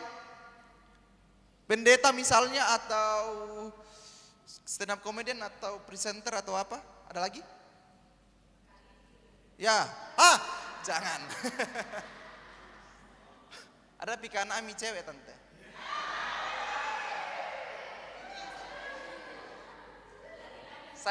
Saya kalau mau menikah harus lewat mak tua dulu soalnya. Ada lagi idola? Idola yang lain silakan. Siapa? Tuhan Yesus, haleluya. Dia Tuhan Yesus itu adalah seorang public speaker yang keren. Kakak-kakak kalau misalnya perhatikan di Alkitab ya, bagaimana dia mengajar, itu kata-kata yang dia gunakan, itu kata-kata yang sebenarnya dalam public speaking itu cukup tinggi levelnya. Sangat tinggi levelnya, bukan cukup, sangat tinggi levelnya. Karena dia menyiratkan berbagai hal. Dia tidak langsung spontan mengatakan seperti ini, tetapi banyak hal di dalam yang tersimpan. Yang butuh pemahaman lebih dalam, tentu dengan bimbingan Roh Kudus ya. Ada lagi selain Tuhan Yesus? Ya saya yakin semuanya mengidolakan Tuhan Yesus, bukan Nabi Muhammad kan? Ya janganlah. Ada lagi idola yang lain? Ada yang idolakan Barack Obama? Helmi Yahya. Helmi Yahya itu luar biasa. Helmi Yahya. Ada lagi? Barack Obama? Rossi Silalahi. Rossi, bukan Valentino Rossi ya. Kalau si Retno Marsudi, Menteri Luar Negeri, itu salah satu public speaker yang baik, kakak-kakak. Saya pernah nonton bagaimana dia presenting bahan presentasinya di depan banyak orang. Dia itu tidak pernah lihat slide. Dia sambil berbicara dan dia tahu berapa waktu dia butuhkan dalam satu slide untuk berbicara. Jadi jalan terus itu slide-nya sambil dia berbicara. Tidak butuh operator. Dan dia tidak pernah melihat ke sana. Ya. Jadi banyak wanita hebat loh di Indonesia, ya. Najwa Shihab, Retno Marsudi, Menteri Keuangan Sri Mulyani, ya, Rossi, Serly, ya, Gubernur. Dan saya yakin juga di sini wanita-wanita hebat semua. Dedi Mulyadi, Kang Dedi. Nah, apa pentingnya public speaking? Kenapa public speaking itu penting? Yang pertama, value dan personal branding.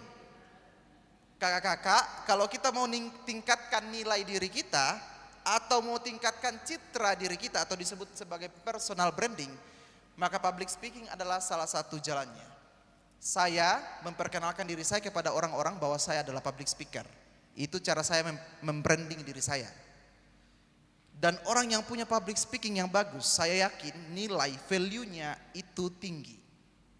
Karena dia bisa meyakinkan orang di depan banyak orang. Ya. Yang kedua, membuka banyak peluang. Ini betul. Orang yang misalnya saya jurusan akuntansi pajak, kakak-kakak dari kampus Petra Surabaya. Tapi saya banting setir sekarang sebagai MC dan wedding organizer. Kenapa saya bisa masuk ke dunia itu? Padahal bertolak belakang dengan jurusan saya, karena public speaking. Orang yang masuk marketing jadi sales melamar, misalnya ada 2 peserta misalnya dari jurusan manajemen pemasaran, yang kedua dari teknik mesin. Kira-kira yang mana diterima? Kalau dia lamar sebagai sales, manajemen pemasaran, tetapi belum tentu. Bisa saat wawancara justru yang diterima adalah teknik mesin. Kenapa? Karena public speakingnya. Public speaking membuka banyak peluang. Seorang peneliti yang mungkin tidak pernah dilihat berbicara karena sibuk meneliti, tetapi ketika dia presentasi dan sangat bagus, bisa jadi dilihat banyak orang dan kemudian dipanggil untuk menjadi rekanan bisnis dari sebuah perusahaan karena public speakingnya bagus. Jadi dia membuka banyak peluang. MC misalnya, ya. Kemudian soft skill kepemimpinan, ini harga mati ya. Bahwa setiap pemimpin pasti harus punya public speaking yang bagus. Ini bukan hanya tentang bagaimana dia berpidato, bukan. Ini juga tentang bagaimana dia menerjemahkan setiap program kepada anggotanya. Ini juga berbicara tentang bagaimana dia menghandle timnya, sesama pengurusnya misalnya, supaya setiap pengurus bisa mendengarkan dengan baik. Ini salah satu soft skill yang paling dibutuhkan di dunia kerja saat ini, public speaking. Untuk membuat perubahan, Soekarno dulu dia bisa menggerakkan semua orang dengan public speaking yang sangat bagus. Padahal kalau dihitung-hitung agak mustahil ya kita melawan penjajah dengan perlengkapan senjata kita. Tetapi Soekarno dengan public speakingnya luar biasa, bisa menggerakkan semua orang, mempengaruhi orang dan bersatu melawan penjajah. Yang terakhir, pasti untuk jadi berkat. Saya selalu bilang bahwa saya sangat senang ketika selesai jadi MC wedding misalnya. Atau saya sangat senang ketika selesai handle wedding di wedding organizer saya. Karena saya bisa menjadi berkat kepada mereka dalam hari bahagianya. Saya bisa hadir hari ini berbagi berkat dengan Bapak Ibu, dengan kakak-kakak, itu karena public speaking ini. Pendeta bisa berbagi dengan jemaatnya karena public speakingnya. Jadi public speaking dipakai Tuhan luar biasa untuk menjadikan kita saluran berkatnya. Amin. Nah, ini yang disinggung Pak Pendeta tadi. Public speaking itu bakat atau latihan? Latihan. Ada yang bilang dari lahir? Angkat tangan. Bisa. Iya, karena ada jawabannya di sana. Ya, jadi public speaking itu kita tidak bisa menghindari. Ada memang orang yang punya bakat public speaking, yang memang bisa ngomong. Tetapi ini catatan paling penting. Ini catatan paling penting. Bakat yang tidak pernah diasah itu tidak akan pernah tajam. Ya.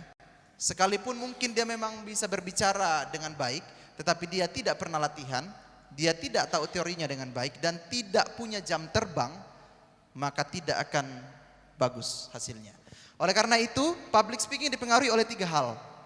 3 L, tambah 1 L-nya di Lijun yang keempat. Ada lahir, ini artinya dia punya bakat. Yang kedua, lingkungan. Yang ketiga, latihan. Ya.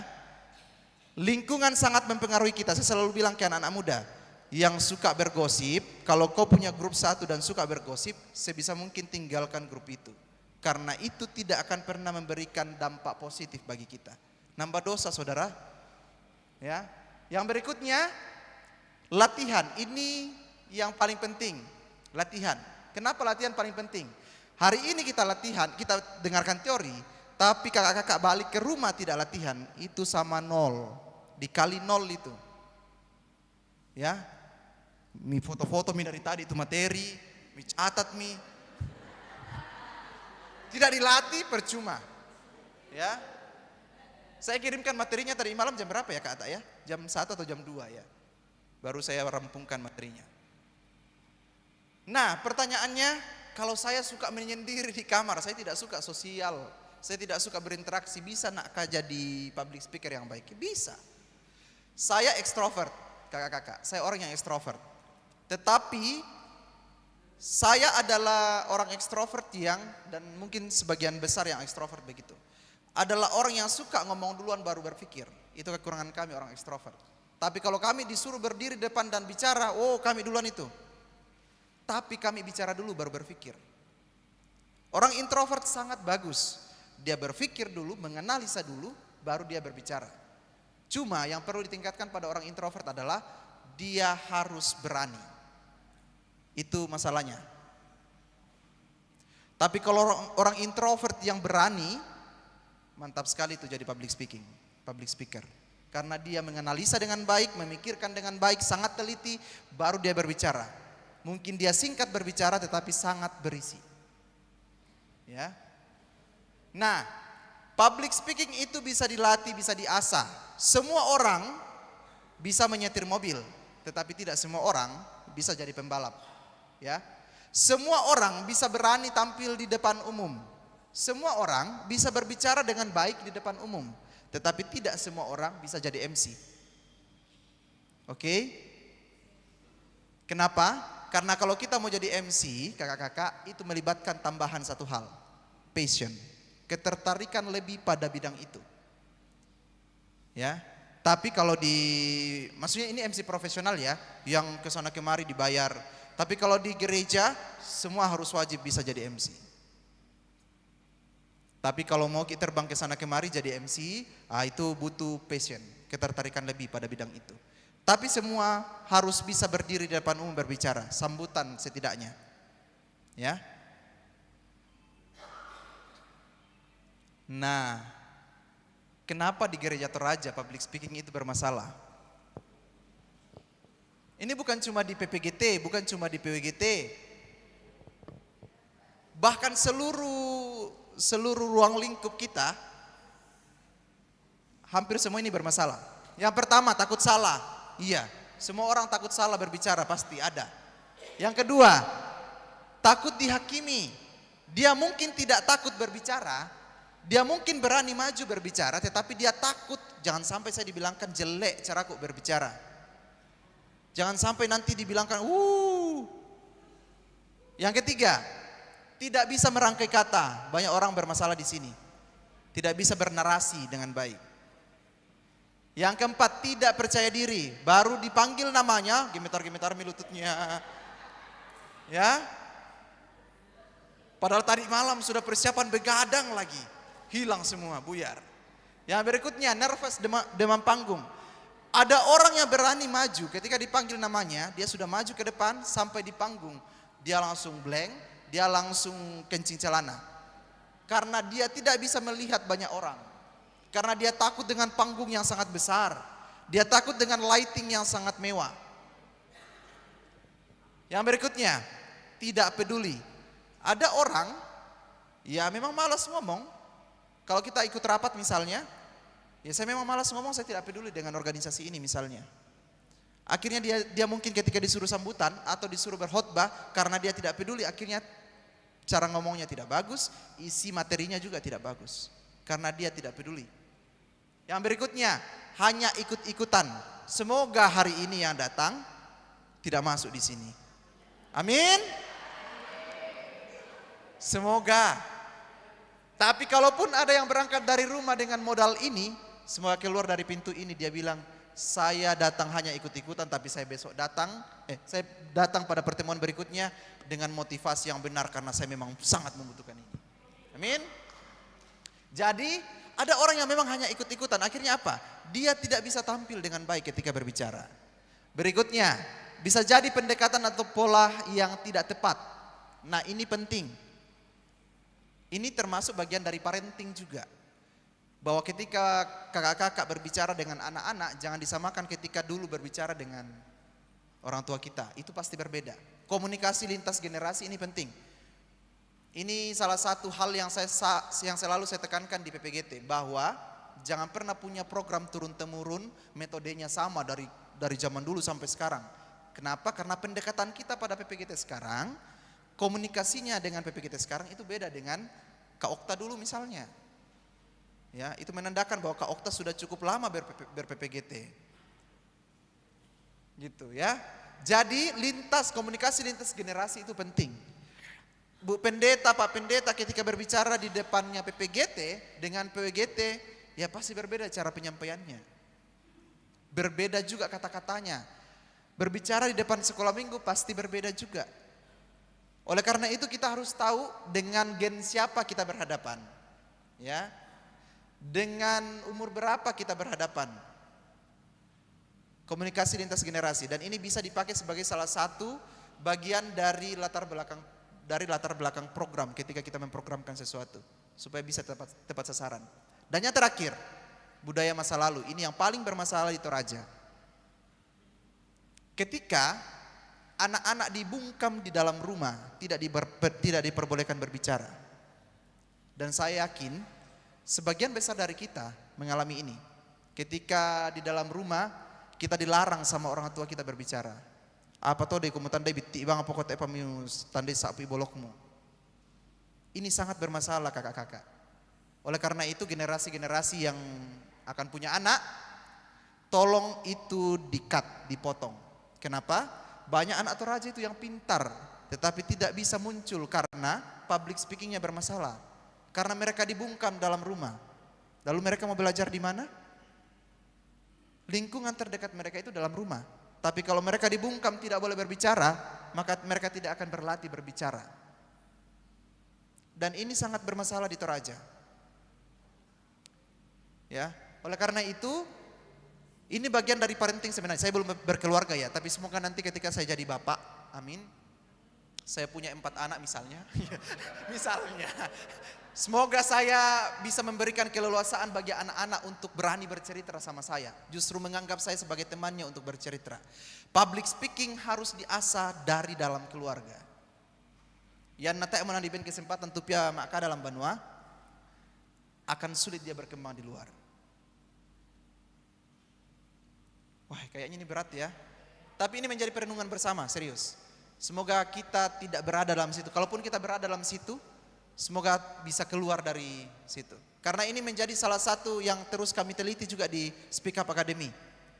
Dan ternyata bukan cuma di Toraja. Anak-anak Toraja yang besar di Makassar, lahir besar di Jakarta juga mengalami hal yang sama. Akhirnya mereka tidak berani berbicara. Nah, ini mindset yang harus dipunya oleh seorang public speaker. Kalau tadi ada masalahnya, maka pola pemikiran seorang public speaker itu harus bisa melawan yang tadi, masalah yang tadi. Kita harus punya pola pikir. Yang pertama, kita berbicara bukan sekedar asal berbicara, yang penting kupok ada. Tidak boleh begitu. Kita punya tujuan berbicara. Kalau MC bilang mana sumorka, dia punya punya tujuan untuk mengatakan mana sumorka. Supaya apa? Supaya semua orang itu bisa menjawab dia dan perhatian teralihkan ke dia. Dari yang orang lagi main HP, lagi bergosip. Tapi ketika saya bilang mana semua raka, semua orang menjawab dan lihat saya. Itu tujuan saya. Ya. Yang kedua, layaknya makanan dia tidak cukup mengenyangkan saja. Jadi kalau makanan itu kan bukan hanya supaya kita kenyang ya. Kalau hanya untuk kenyang ya bisa jadi itu penuh dengan penyakit. Orang berbicara juga begitu, bukan asal berbicara. Yang kedua, yang ketiga, selain mengenyangkan, rasanya juga harus enak atau merasa tanta. Ya, pangi merasa. Jadi orang yang berbicara itu juga harus enak didengarkan ketika berbicara. Tidak kayak kumur-kumur, tidak jelas apa nak bilang, kayak marah-marah terus kalau berbicara. Ya.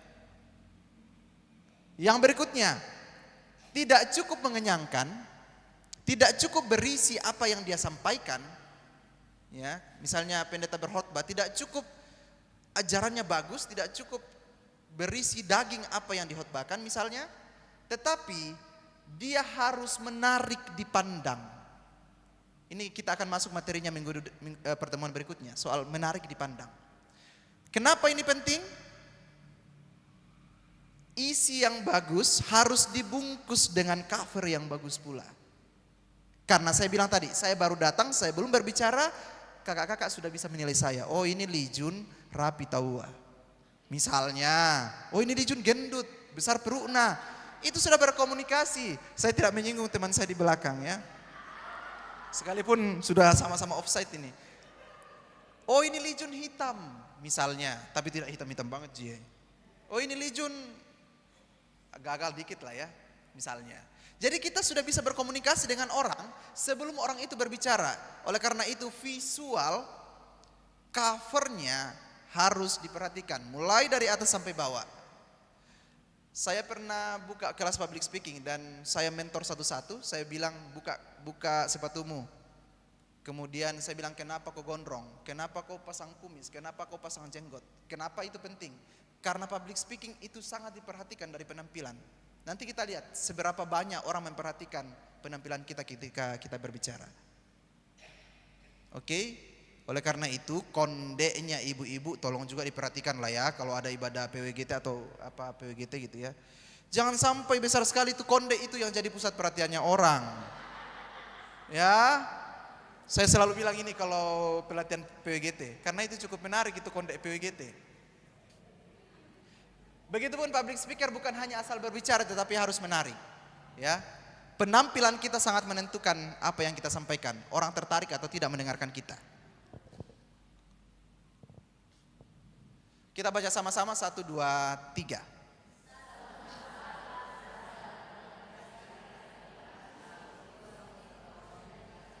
Nah, ini kata ilusi. Satu masalah terbesar dalam komunikasi adalah ilusi bahwa kita sudah berkomunikasi.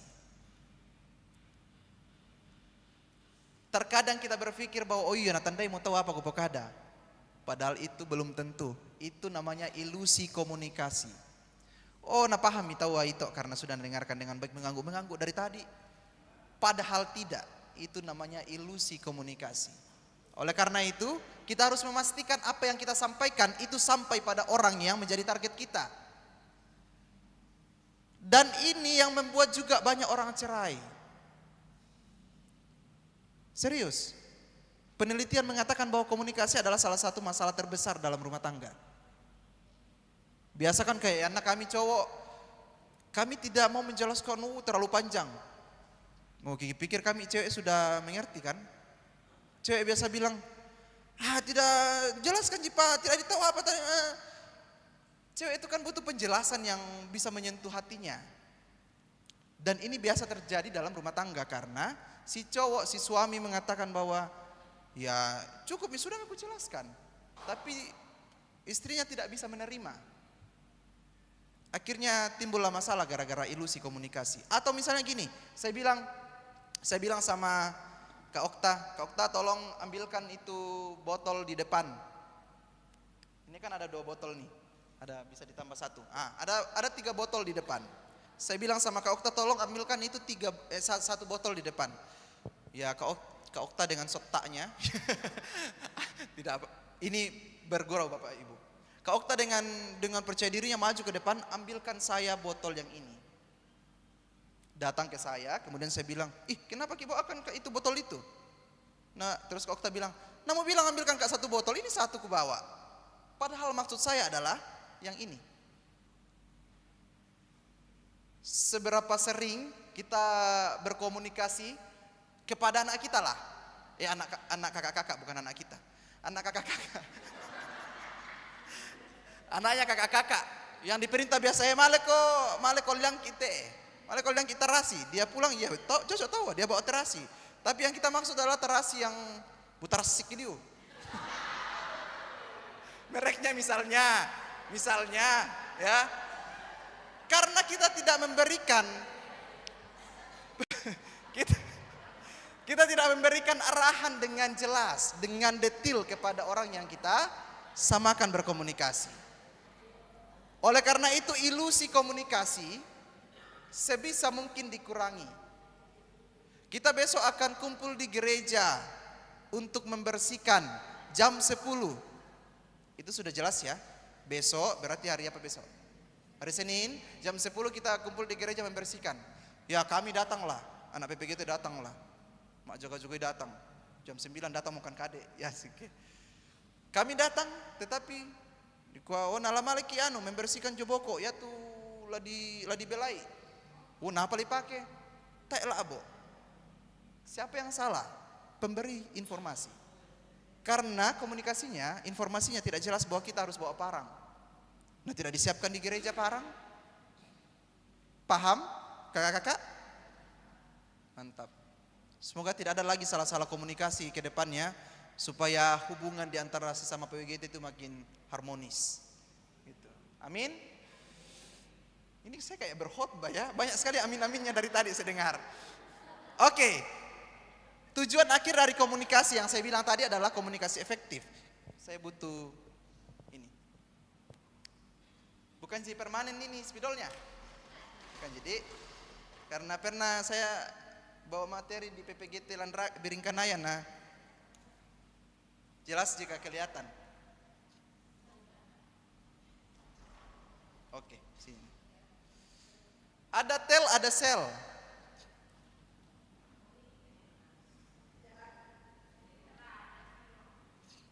Oh, tidak kentara ya. Bisa mungkin spidol yang jumbo kakak.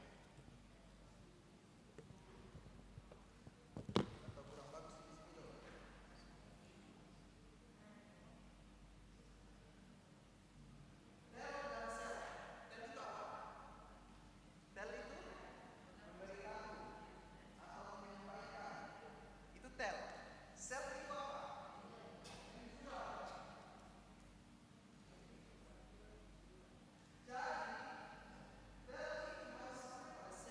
Saya berkomunikasi dengan orang, tujuan akhir saya adalah menjual. Entah sebagai MC, entah sebagai pembawa materi, tapi tujuan akhir saya adalah menjual. Dengan apa? Transaksi jual beli ketika orang bisa memahami dengan apa yang orang sales itu hebat sekali soal ini. Misalnya Pak Pendeta sudah punya spidol ini di rumah. Saya datang menawarkan, Pendeta, saya punya spidol bagus sekali Pak Pendeta. Terus Pak Pendeta, kita kan sudah punya spidol ini di rumah. Beda Pak Pendeta, ini begini. Dari yang Pak Pendeta tidak punya spidol ini, dia mulai tertarik dengan harga. Ya, dia mulai nomor rekening. Saya mau kasih Pak Pendeta nomor rekening itu. Dan dia transaksi, akhirnya terjadi jualan di sana. Dan kalau sel, pendeta juga sebenarnya ada berkhotbah, dia sedang menjual dalam tanda kutip ya. Saya tidak mau masuk ke ranah kudus, ya itu bukan ranah saya. Tetapi setiap orang yang berbicara, tujuan akhirnya adalah bertransaksi, yaitu menjual. Ya, bahwa orang menggunakan dengan baik dan memahami dengan baik apa yang disampaikan orang yang sedang berbicara. Tujuan akhirnya di sana. Tadi kan saya sudah bilang ya, orang harus memahami dengan benar, penampilan harus bagus, kemudian dia ngomong harus berisi, dan tujuan akhirnya di sini. Kalau kita tidak sampai di sini, berarti kita belum melaksanakan aktivitas public speaking. Kita cuma asal ngomong doang. Oleh karena itu, jangan meremehkan itu MC kalau berbicara. Ada yang bilang kita seperti mati dia itu, ada yang bilang gimana ini berbicara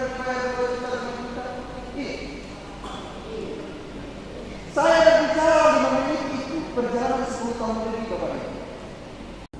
Saya berbicara supaya orang bisa tepuk tangan ketika saya minta tepuk tangan. Itu perjalanan 10 tahun, banyak ilmu di sana, saya investasi di sana. Makanya saya harus bilang seperti saya bawa materi tolong. Kalau ada anak nikah,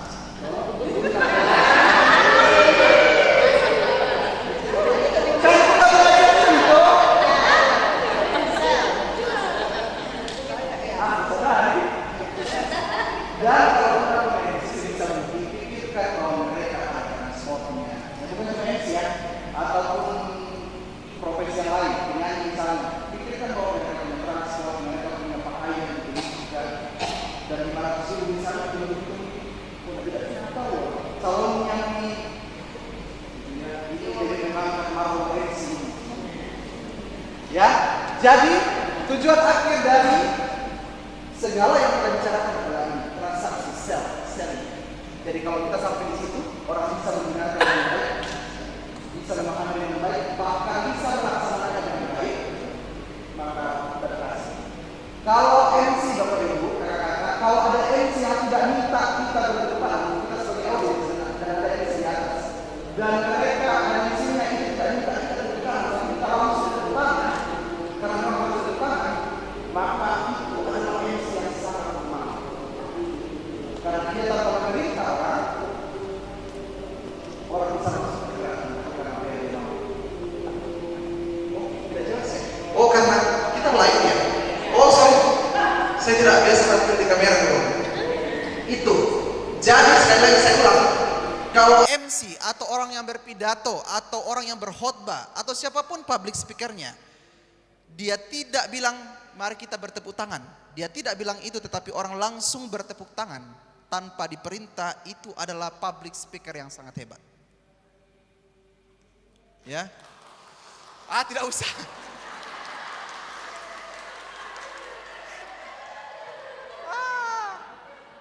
Itu bagian dari menghibur saya kayaknya ya. Gitu. Jadi kakak-kakak kalau sampai pada tahap itu luar biasa.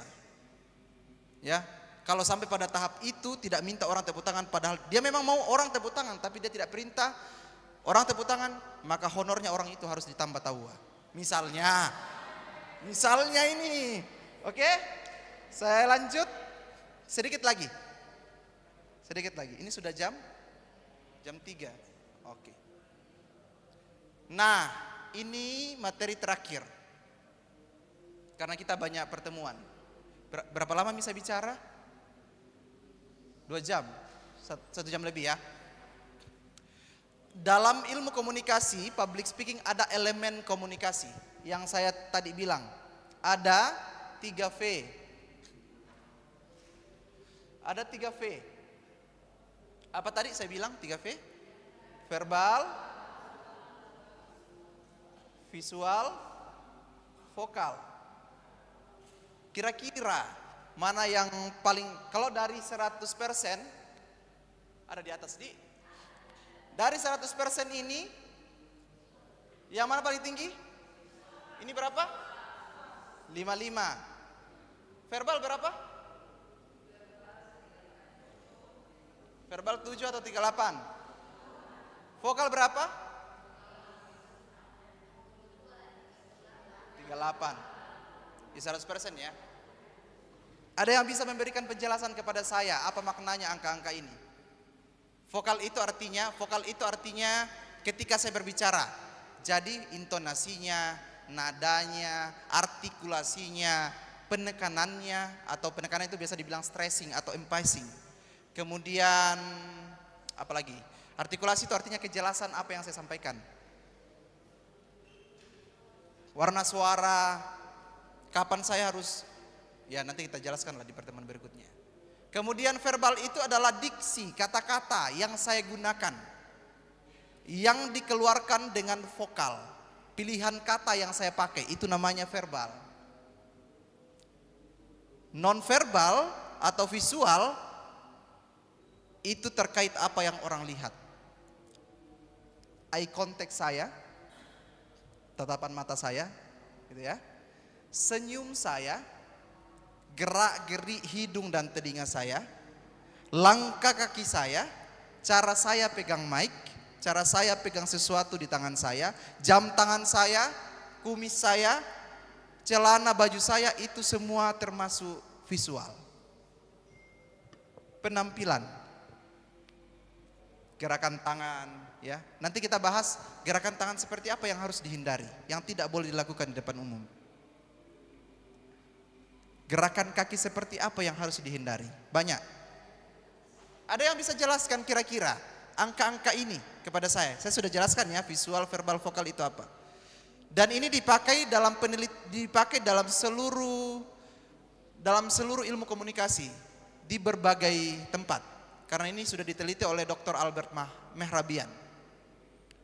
Rulesnya 73855. Ada yang bisa jelaskan? Kalau ada yang bisa jelaskan, nanti dikasih coklat sama pengurus.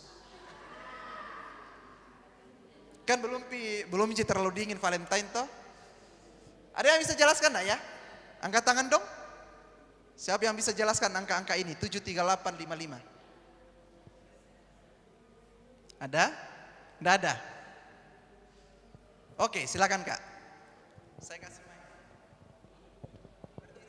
Iya, terima kasih. Kenapa visual presentasenya lebih besar? Karena yang pertama dilihat adalah visualnya. Ya, jadi ketertarikan orang ketika pertama kali melihat. Nah, kemudian vokalnya dan menyusul verbalnya. Ya, kenapa?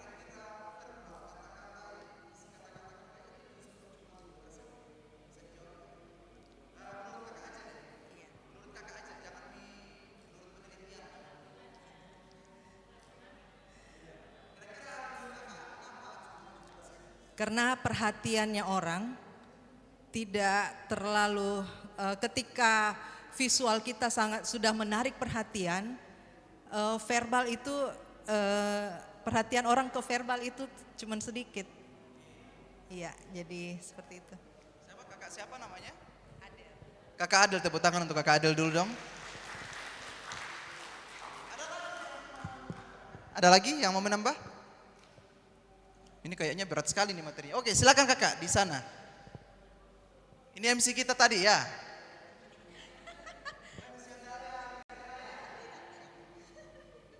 Ya, kenapa kemudian visual itu 55%? Karena kalau kita berbicara visual mungkin kita lebih banyak berbicara soal bahasa tubuh.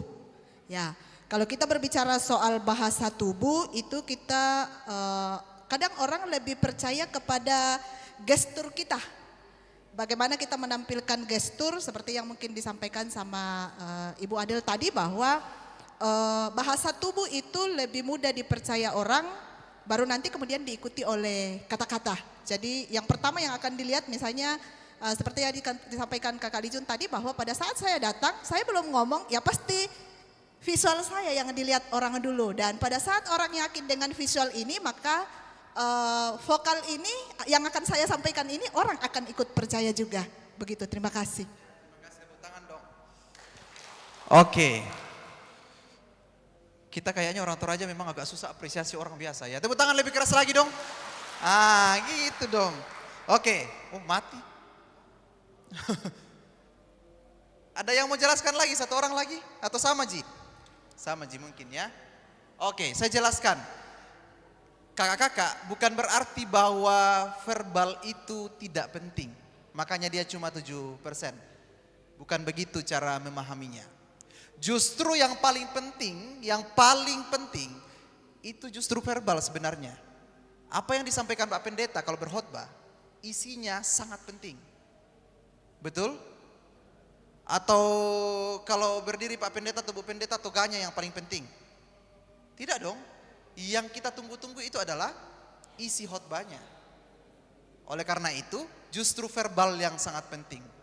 Kenapa 7%? Nanti kita pelajari. Visual 55% tadi sudah dibahas semua. Vokal 38%. Cara memahaminya bukan berarti bahwa ini paling penting, baru ini, baru ini. Justru ini yang paling penting, tetapi harus ditopang dengan ini. Caranya memahami begitu. Isi dari sebuah materi itu sangat penting, tetapi harus ditopang supaya dia menjadi sempurna, supaya dia menjadi sangat bagus, dengan penampilan yang bagus, dan dengan vokal yang bagus. Kenapa ini angkanya besar yang 2? Karena memang manusia itu selalu haus pada visual, mata dan telinga. Dan itu berkaitan, visual itu berkaitan dengan mata, vokal itu berkaitan dengan telinga. Bisa dipahami? Ya, jadi jangan sampai nanti tidak penting gitu isi khotbahnya Pak Pendeta, yang penting toganya tidak miring, yang penting stolanya tidak lewat ke belakang. Bukan begitu cara memahaminya. Justru apa yang disampaikan itu sangat penting, tetapi harus ditopang dengan visual dan vokal. Kenapa di angkanya besar? Karena memang manusia haus dan selalu butuh pemandangan dan pendengaran. Paham ya sampai sini? Oke. Sebelum saya tutup, iya. Hah? Oh, bagi snack boleh. Oh, dari tadi saya tunggu-tunggu juga. Silakan sambil kita belajar, tidak masalah. Ada yang mau ditanyakan terlebih dahulu? Oke, aduh. Saya kalau salah jawab ini bahaya ini. Dikeluarkan dari rumah saya. Oke, silakan Mbak Tua. Ya, terima kasih atas kesempatan yang diberikan mengenai public speaking, Kakak. Tadi dikatakan ada beberapa tipe ya. Yang saya tanyakan begini, ada yang mengatakan saya ini semakin banyak orang, semakin terbuka saya pikiran, semakin menyala-nyala dan semakin semangat untuk berbicara. Seolah-olah tak napura.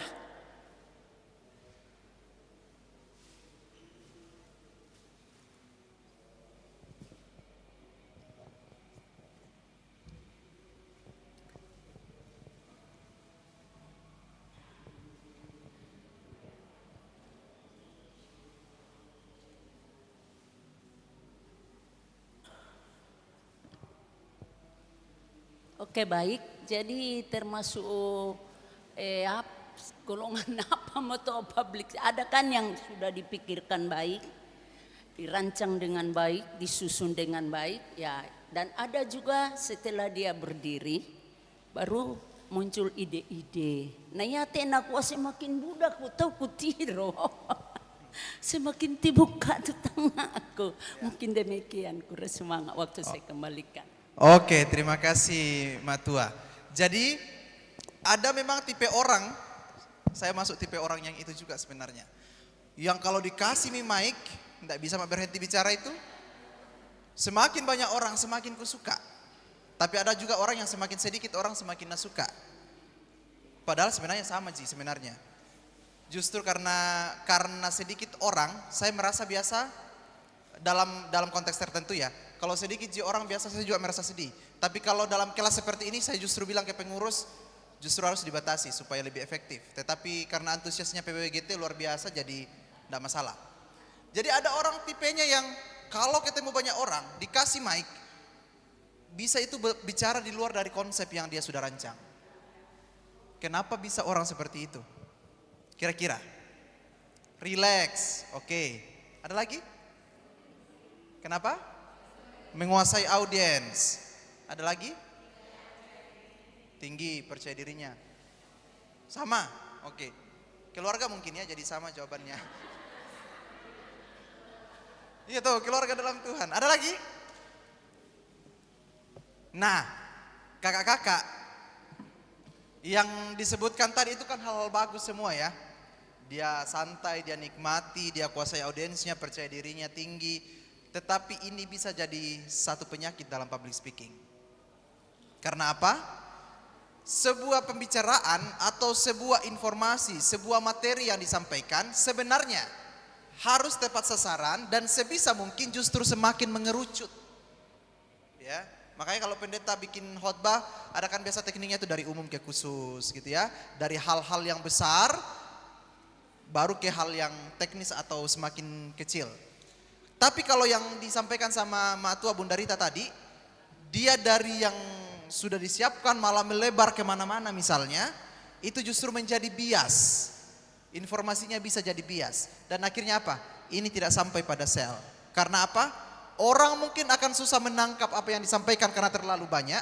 Atau yang kedua, orang itu bosan dengan apa yang disampaikan karena dia hadir di situ dengan tujuan mau mendengarkan materi tertentu. Tapi karena dia sudah melebar kemana-mana, akhirnya orang sudah tidak mau mendengarkan. Tujuan komunikasi efektif tidak tercapai. Tapi memang ada orang begitu. Oleh karena itu sama halnya. Nanti kita juga belajar, ada kok. Termasuk dalam overconfidence. Jadi ada orang yang tidak pede, ada orang yang overconfidence. Ya. Dan itu salah satu bagian dari orang yang overconfidence. Yang percaya dirinya terlalu berlebihan biasa. Ya, kita harus bisa mengontrol diri kita. Jadi kalau dalam public speaking itu kan ada batasan bawah dan ada batasan atas. Batasan bawah itu adalah ketika orang nervous.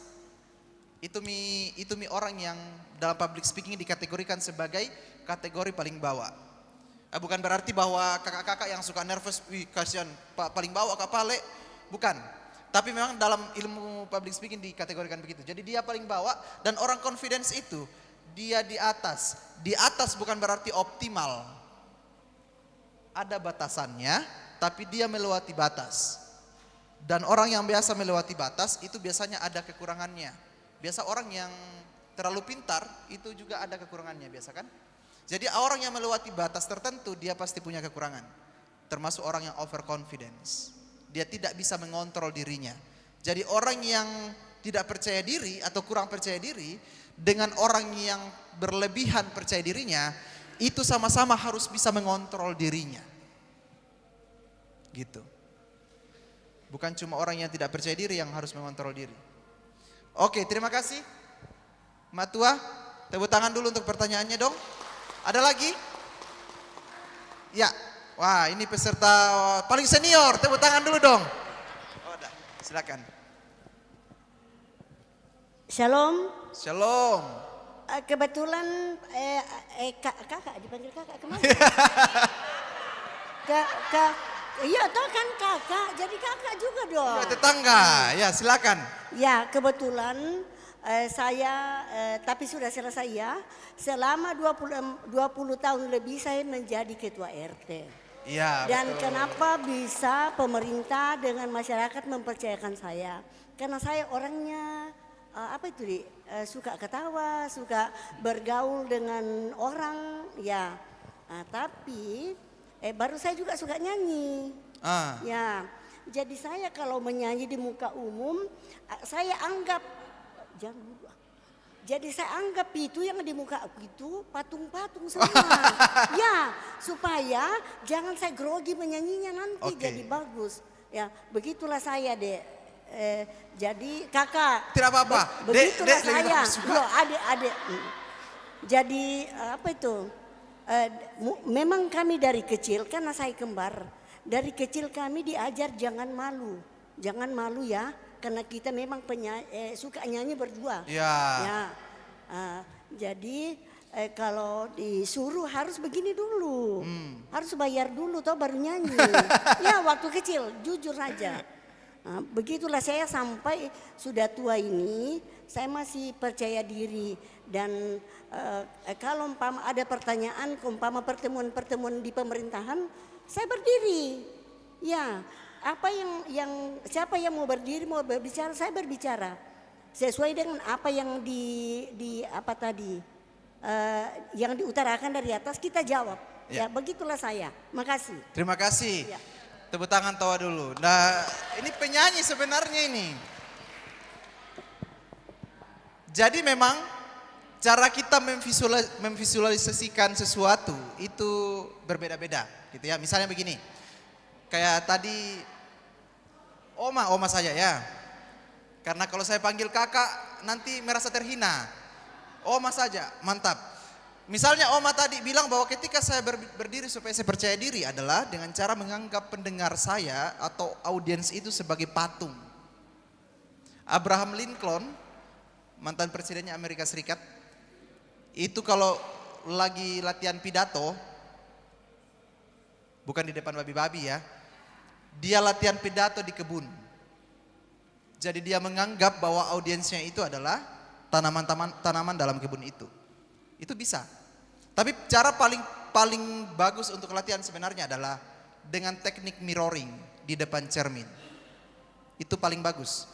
Jadi kalau kakak-kakak misalnya latihan pidato, ambillah cermin, tapi cermin yang bisa dilihat sampai kaki ya. Supaya kita bisa melihat, oh posisi saya berdiri seperti ini, senyum saya seperti apa, kalau saya ngomong tidak jika saya tunduk terus, kontak mata saya seperti apa. Jadi teknik mirroring itu sangat penting. Jadi kalau ada yang mau latihan, bagus di depan cermin. Makanya beli memang itu cermin 2 pintu. Kulkas. Maksud saya, beli memang itu kulkas yang ada cerminnya yang 2 pintu. Gitu ya. Jadi dipakai untuk latihan. Jadi misalnya besok nih, nanti malam, misalnya ada yang mau jadi pemimpin liturgi di sini biasa toh. Nanti latihan memang pimpin liturgi di depan cermin. Panggil siapa paknya untuk menilai. Toh. Siapa anak-anak. Itu bisa dipakai teknik mirroring sebenarnya. Itu paling bagus. Kita mau anggap audiens kita sebagai patung kah atau apapun sebenarnya tidak masalah. Tetapi jangan lupa satu hal, bahwa kita sebagai pembicara harus berinteraksi dengan mereka. Tidak harus lewat kata-kata bahwa mereka harus bicara kepada saya, tetapi dengan menganggukkan kepala itu bagian dari interaksi. Sehingga jangan sampai kita lupa karena kita anggap semua patung, ya bodoh amat lah, saya pokoknya bicara sebebas saya. Tidak begitu ya. Kita harus tetap memperhatikan mereka. Karena dalam komunikasi, sekali lagi yang saya bahas tadi, ada psikologi komunikasi. Gitu. Ya. Tapi Oma ini hebat. Mungkin minggu depan Oma bisa solo kali ya, supaya kita dengarkan suaranya. Oh, sering nyanyi? Oh, iya. Oke, ada lagi yang mau ditanyakan? Oke, silakan kakak. Mic-nya tahu di mana?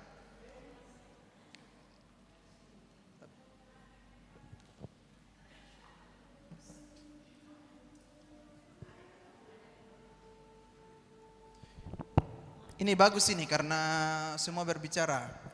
Halo Kak, saya Poppy. Halo Dek. Ikan hiu, ikan lele. Cakep. Salam kenal le Kak. Ayah. Tidak bisa Kak kalau dibikinkan nggak pantun karena saya biasa bikin pantun. Oke, silakan Kakak. Kalau ditanya tujuan saya di sini adalah karena balik lagi saya keseharian saya Kak mengajar. Oke. Mengajar di kelas, kebetulan di rumah saya buka bimbingan belajar. Sebetulnya saya terlambat mendaftar. Untung saya dikasih kesempatan.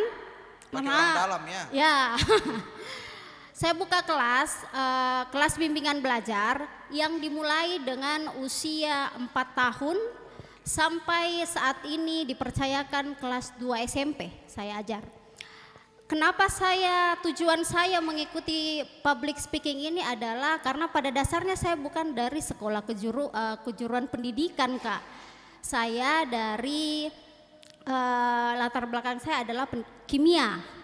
Lalu kemudian yang saya kerjakan adalah pendidikan yang otomatis harus berinteraksi dengan peserta didik saya. Yang kemudian dipercayakan adalah sekarang ini saya mengajar dari umur 6 tahun sampai kelas 2 SMP. Di mana Kak, otomatis cara saya untuk mengajar anak umur 5 tahun dengan kelas 2 SMP itu beda. Sistem mengajar saya adalah semisal saya harus mengajar membaca di jam 12 siang, itu anak umur 6 tahun. Kemudian di jam 2 siang saya harus mengajar anak yang usianya kelas 4 SD. Kemudian begitu seterusnya sampai malam dengan usia yang berbeda-beda. Harapan saya Kak ke depan, ketika saya mungkin menyelesaikan pelatihan saya di sini adalah saya lebih dalam hal public speaking saya dalam mengajar supaya anak-anak yang saya ajar tidak bosan, apalagi untuk usia 6 sampai 10 tahun itu konsentrasinya mereka itu hanya sekitar 10 sampai 15 menit saja. Kemudian semoga dari harapan saya boleh lebih mengembangkan public speaking saya dalam mengajar supaya apa yang saya sampaikan kepada anak-anak didik saya mungkin lebih tersampaikan dengan baik dan kelas saya tidak membosankan. Terima kasih Kak. Oke, terima kasih Ibu Guru Les ya. Saya mau balas pakai pantun tapi saya lupa siapkan pantun. Tolong dibantu Pak Okta. Iya. Ini konteksnya agak rumit karena dalam satu hari kakak harus berhadapan dengan berbagai latar belakang usia yang berbeda. Bayangkan dari anak umur 6 tahun yang kita adik-adik yang masuk kemudian ke remaja itu berbeda lagi. Dan tantangannya pasti juga berbeda. Dalam public speaking saya sudah jelaskan tadi, sebenarnya kemampuan kita untuk mengambil alih perhatian orang itu disebut sebagai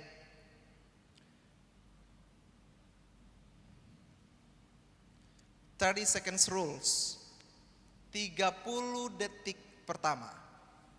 Jadi kalau kakak mendidik anak-anak bisa mengambil hatinya mereka dalam 30 detik pertama, itu bagus.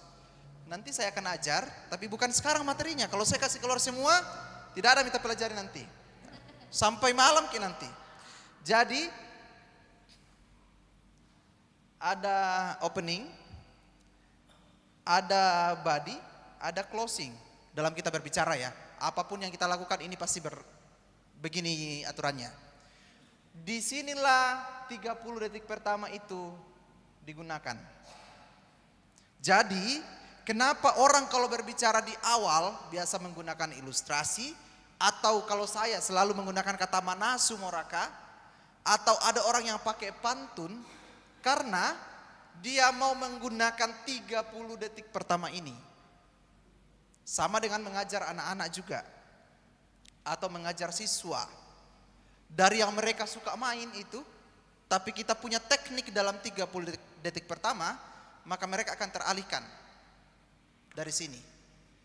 Tantangan terbesarnya adalah ketika kita masuk dalam isinya. Misalnya, Bu Pendeta sudah berkhotbah dengan di awal pakai pantun misalnya. Orang semua sudah terarahkan ke Bu Pendeta.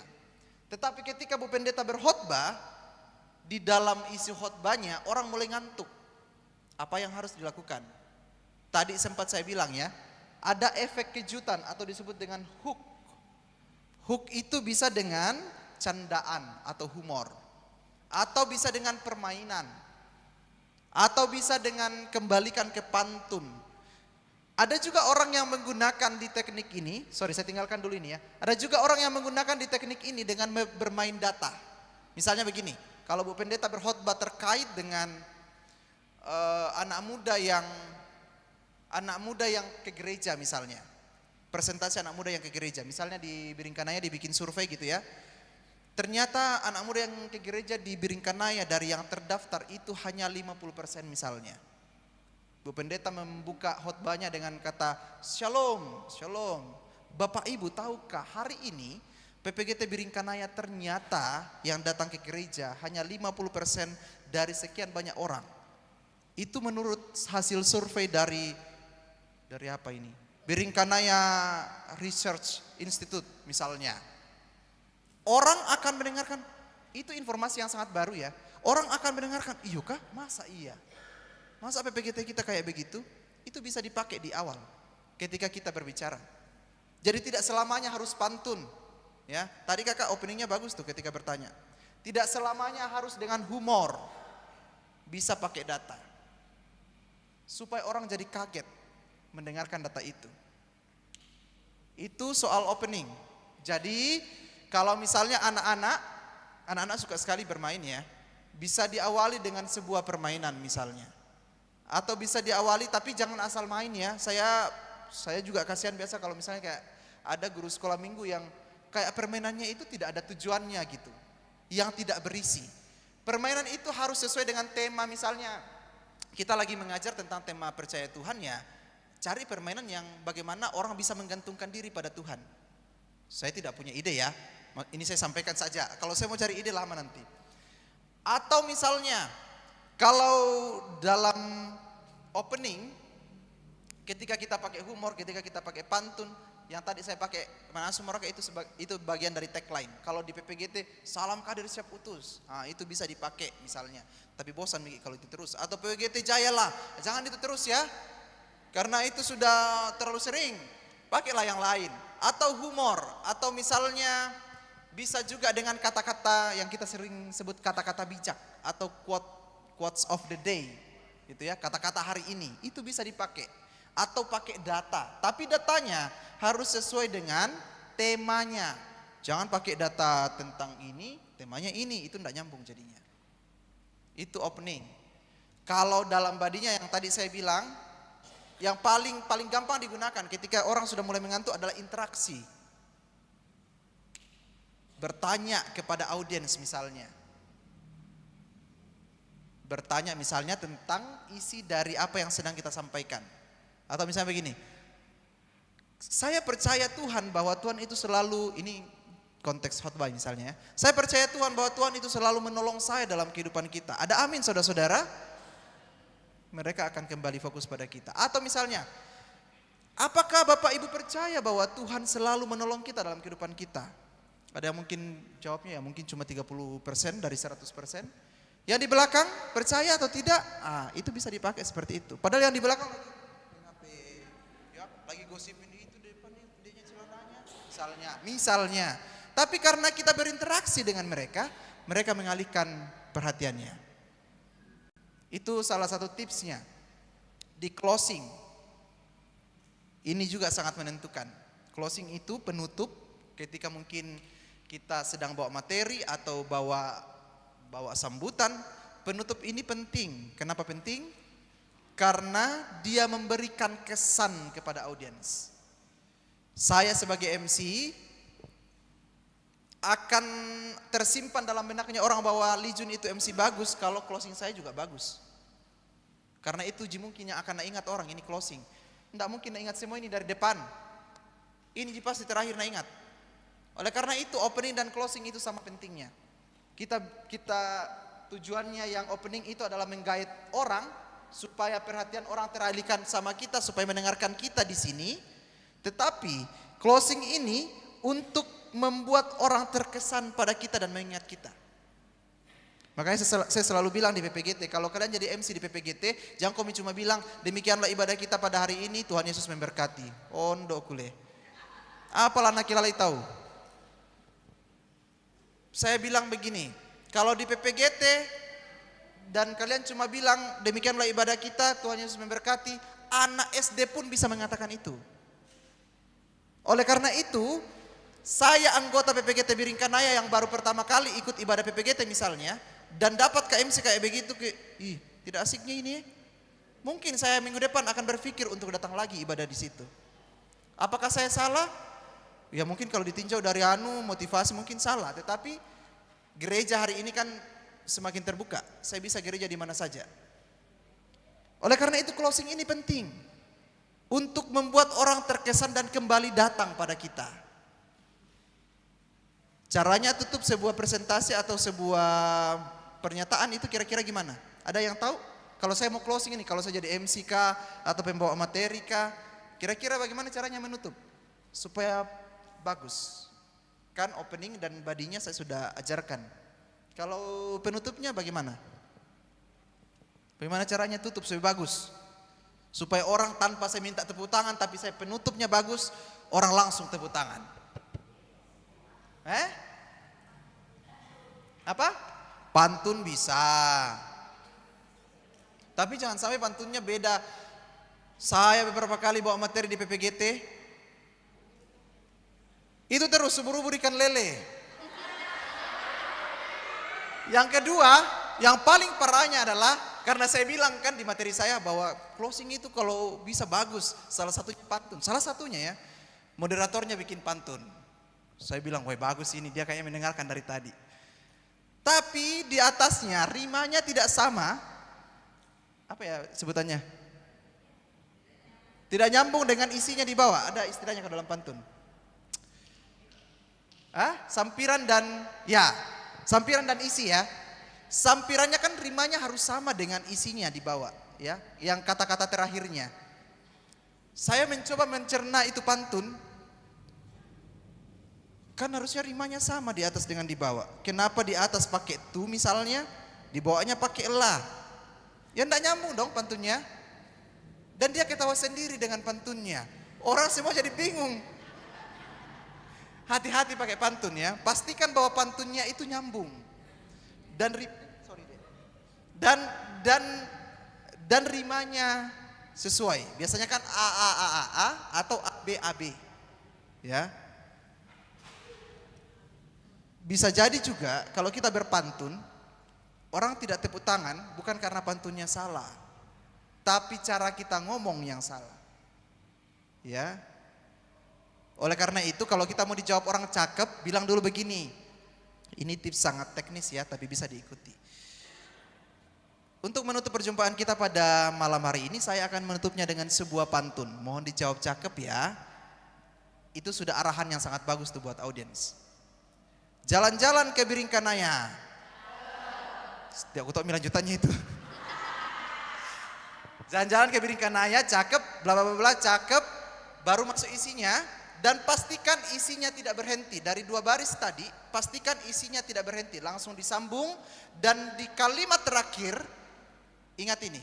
Kalimat terakhir atau dua kata terakhir di pantun itu, isi pantun itu harus naik nadanya dan besar volumenya. Itu salah satu teknik buat bikin orang makin sadar dan makin terguncang. Terguncang, ya. Jadi kalau kita mau bikin orang tepuk tangan ya jangan juga turun di akhir. Nada harus naik, volume harus naik. Misalnya begini, ini paling sering buat yang MC nih. Kami ucapkan selamat datang dalam perayaan Natal PWGT Klasis Makassar Timur 2026. Kalau saya bicara begitu, orang tidak akan tepuk tangan dong. Tapi kalau saya bilang begini, kami ucapkan selamat datang dalam ibadah Natal PWGT Klasis Makassar Timur 2026. Itu pasti beda. Cara kita ngomong, produksi suaranya itu harus berbeda. Intonasinya yang berbeda juga, nadanya berbeda, volumenya juga berbeda, artikulasinya berbeda, temponya berbeda. Kalau saya bilang begini, selamat datang dalam perayaan Natal PWGT Klasis Makassar Timur 2026. Itu tidak akan mungkin, temponya lambat, nadanya turun. Dia harus temponya cepat, nadanya naik, volumenya besar. Begitupun ketika kita berpantun di isi terakhirnya. Paham ya? Teknis sekali ini sebenarnya. Tapi kita suka yang teknis-teknis biasa memang. Ya. Saya yakin ya tadi, yang dari tadi saya bilang, kakak-kakak itu sudah menunggu, kapan ke ini dibahas ini, bagaimana caranya menurunkan nervous. Sabar dong. Ya. Kita harus pelajari dari dasar. Kenapa penting sekali belajar public speaking sebelum misalnya kakak-kakak belajar jadi MC? Kenapa penting sekali belajar public speaking dulu? Dasarnya. Karena ilmu dasar dari MC adalah public speaking. Itulah sebabnya kenapa banyak orang MC itu sebenarnya tidak bagus atau tidak berhasil karena dia tidak paham ilmu dasarnya. Misalnya waktu dan tempat kami persilakan itu dalam public speaking sangat tidak dibenarkan. Itu salah satu contoh ya. Banyak sekali contoh-contoh kata-kata biasa yang dipakai. Nanti kita buka satu-satu. Atau misalnya MC yang selalu pakai stand. Yang stand book itu, yang di atas. MC orang nikah pakai itu biasa, stand book itu tidak diperbolehkan. Karena MC nikah, pernikahan itu bukan acara formal. Kita singgung sedikit ya, karena kebetulan tidak masuk dalam materi saya. Saya singgung mungkin 10 menit lah, setelah itu saya closing ya. Karena kasihan ini, tidak ada kuenya. Kasihan ini kue jadi dingin. Kasihan ini kue jadi dingin maksud saya, toh.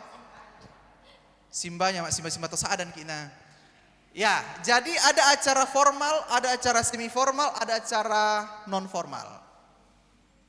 Sebelum kita jadi pembawa acara misalnya, kita harus tahu acaranya apa. Itu pertama, jenis acaranya apa. Kalau saya disuruh jadi MC ulang tahun anak-anak, maka itu masuk acara apa? Non formal. Kalau saya disuruh jadi MC upacara bendera, masuk formal, itu gampang ya. Saya disuruh jadi MC wedding resepsi Toraja di Dalton. Ayo. Dengan ada Toraja ya, ada Toraja, resepsi ada Toraja. Semi formal, formal atau non formal? Siapa yang bilang semi formal? Siapa yang bilang semi formal? Siapa yang bilang formal? Siapa yang bilang non formal? Jadi yang tidak angkat tangan apa? Abu-abu. Iya, abu-abu juga baru lewat kemarin ya. Harus dikenali acaranya. Acara formal itu adalah acara yang punya pakem protokoler yang tidak boleh diubah-ubah. Misalnya upacara bendera. Acara susunan acaranya itu tidak boleh diubah-ubah kecuali masuk dalam acara istirahat biasa yang tempatnya presiden biasa juga joget-joget. Nah, itu bisa ditambahkan beberapa acara di dalam. Tetapi susunan acara formal itu tidak boleh diganggu gugat. Kemudian yang kedua, itu dari segi susunan acaranya. Yang kedua, pakaian acara formal itu wajib memperhatikan pakaian yang tertutup. Jas rapi buat cowok, ya, pakai dasi. Buat perempuan, dia bisa menggunakan baju batik, itu masuk acara formal kalau batik. Atau dia menggunakan pakaian tertentu tapi tidak terlalu terbuka. Itu masuk acara formal. Cara kita berdiri juga kalau formal itu harus tegap. Tidak boleh pindah-pindah dari tempat kita selama kita berbicara. Kemudian produksi suara ini yang paling penting kalau acara formal. Harus pada nada yang rendah. Kalau dalam public speaking dia berada pada nada, kalau perempuan cewek dia pada alto, kalau cowok dia pada bass. Ini wajib kalau acara formal.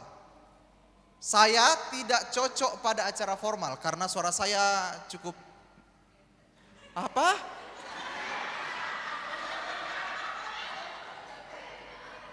Tapi apakah saya bisa ajar orang untuk masuk di acara formal? Saya bisa. Tapi kalau saya disuruh mendingan tidak. Itu kalau acara formal, dia harus suara yang berat, menggunakan suara perut. Ya. Jadi harus berat. Gitu. Ya. Orang-orang paduan suara pasti tahu lah. Biasanya kita menggunakan nada di do dan re untuk acara formal. Acara semi formal. Acara semi formal itu antara acara formal dan non formal, tetapi acara semi formal juga punya batasan tertentu. Tidak boleh pecicilan kalau acara semi formal. Dia punya batasan. Tidak boleh terlalu santai. Ya. Kostumnya kalau acara semi formal sebenarnya tidak mesti dasi tertutup. Tapi jangan pakai celana pendek. Ya, harus sopan, harus tetap rapi, tetapi tidak format banget. Kalau saya biasa nge-MC, saya biasa pakai jas tetapi tidak pakai dasi misalnya. Itu masih masuk semi formal. Atau saya pakai dasi tetapi saya pakai sepatu apa ya? Viper, bukan Keds. Pokoknya sepatu yang bukan pantofel juga. Aduh, saya lupa namanya. Tapi dia kayak terbuka di atasnya. Jadi saya harus pakai kaos kaki yang pendek di bawah, yang tidak kelihatan kaos kakinya. Dan saya pakai celana yang agak jangkis sedikit. Itu masuk semi formal. Acara yang non formal, dia itu adalah orang yang menggunakan kostum yang bebas. Saya bisa pakai baju kaos, terserah sesuai permintaan. Itu non formal. Produksi suaranya kalau non formal dia bisa menggunakan suara bass, suara tinggi, suara rendah, suara sedang, bebas.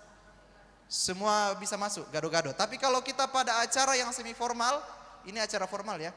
Kalau kita pada acara yang semi formal, tidak boleh terlalu rendah, tidak boleh juga terlalu tinggi. Kalau orang yang di acara non formal, kebanyakan menggunakan nada tinggi. Ya, karena dia harus happy, dia harus kesana kemari, dia harus mengeluarkan energi yang sangat banyak. Tapi kalau dia semi formal, tidak boleh terlalu tinggi, tidak boleh terlalu rendah. Range-nya itu adalah di mi sampai sol. Jangan berat. Kalau berat itu jadinya orang tidak nikmati acaranya karena kayak acara formal. Gitu. Saya kembali ke pertanyaan tadi. Dan pasti banyak yang keliru. Acara pernikahan itu bisa masuk 2 kategori, bisa 3 deh, tiga-tiganya. Tetapi yang paling banyak masuk 2 kategori, acara semi formal dan non formal. Acara formal untuk wedding itu bisa, tetapi weddingnya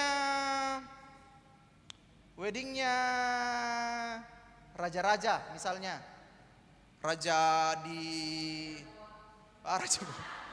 misalnya di Inggris, royal weddingnya Inggris, itu masuk acara formal. Karena dia punya pakem selama acara berlangsung. Dan orang yang datang wajib menggunakan tuxedo misalnya, jas yang sangat bagus. Atau dia harus pakai, cewek-cewek harus pakai yang topi tertutup. Dia punya aturan protokoler untuk busana. Kalau dalam acara pernikahan orang Toraja, itu masuk ke semi. Untuk wedding yang intimate, yang ala-ala anak muda, yang tidak dikasih kursi duduk, bisa berdiri, banyak games-gamesnya, itu bisa masuk acara non formal. Karena dia bisa men-set tamunya datang, dia atur tamunya datang menggunakan celana pendek misalnya, dan pakai jas putih, misalnya ya. Sehingga MC-nya juga harus mengikuti. Gitu. Ada temanya. Oleh karena itu, kalau kita masuk acara semi formal, kakak-kakak, ini harus dihilangkan. Jangan pakai standbook. Ini untuk acara formal, ini bisa dipakai. Tapi acara semi formal dan acara non formal jangan pakai ini kalau jadi MC. Ya. Kenapa juga ini dihindari? Public speaker itu harus dekat dengan pendengar. Oleh karena itu ini menjadi batasan dengan audiens sebenarnya. Mimbar itu jadi batasan sebenarnya kalau kita jadi MC. Jadi sebisa mungkin itu tidak dipakai. Pakailah namanya cue card. Cue card itu yang dipegang sama MC biasa. Nanti saya ajari bagaimana caranya bikin cue card supaya tidak dibolak-balik, supaya tidak dilepas mini karena biasa harus kasih begini, dilepas mini mic sambil kita berbicara. Padahal mic-nya ini harus dekat dengan mulut terus. Gitu. Oke? Masih banyak tapi nanti lagi kita pelajari. Ya, kenapa? Ada yang mau tanya? Aman? Ya. Silakan. Ini dulu. Dua penanya terakhir ya. Ya, terima kasih atas kesempatannya. Yang pertama yang ingin saya tanyakan adalah apakah memungkinkan seorang MC bisa expert di tiga-tiganya? Di formal, semi formal maupun non formal. Kemudian apakah seorang public speaker bisa menguasai beberapa profesi, bukan hanya satu atau dua, tapi lebih dari itu profesi public speaking. Terima kasih. Oke, terima kasih Kak Atta. Apakah saya misalnya bisa menguasai tiga-tiganya, formal, non formal, dan semi formal? Tidak akan bisa menguasai semua, itu pasti. Karena produksi suara kita itu berbeda. Ya, itu berbeda. Ada memang orang yang cocok semi formal, ada yang cocok formal.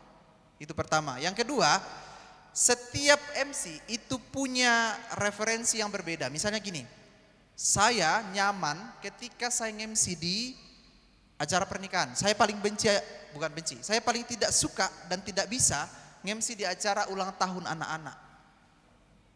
Karena energiku itu keluar semua, kurasa kalau sudah MC di anak-anak. Dan tadi aku bilang, saya itu emosian. Nah, bayangkan itu anak-anak lari ke sana kemari mi. Nah, saya harus profesional, adek-adek sini. Karena saya dibayar. Kan saya tidak bisa. Jadi saya tahu diri bahwa saya tidak mungkin pada bidang itu. Gitu. Semua orang bisa MC di sana, tetapi tidak mungkin mereka kuasai semua. Itu pasti. Produksi suaranya berbeda, kenyamanannya juga berbeda. Dan biasanya juga kalau MC profesional dia akan hitung. Kalau waktunya cocok diambil, kalau tidak ya ini waktu ya, kalau waktunya cocok. Oh, ini uang. Karena waktu adalah uang, makanya ini adalah gitu. Jadi apakah mereka bisa menguasai? Tentu tidak. Karena dia butuh penyesuaian dan dia butuh belajar yang sangat dalam kalau itu. Tapi kalau saya diminta dua acara formal dan non formal dan semi formal, saya bisa. Tapi kalau saya disuruh acara, bisa juga sebenarnya di non formal, tetapi khusus anak-anak, ulang tahun anak-anak, saya selalu menolak. Gitu. Yang kedua, pertanyaannya ke Atta adalah, bisa selain MC misalnya, lebih dari satu, lebih dari dua. Apakah misalnya saya seorang public speaker bisa menekuni MC? Mana tadi itu?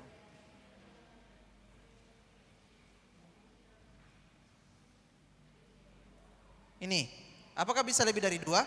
Sebenarnya bisa. Bisa.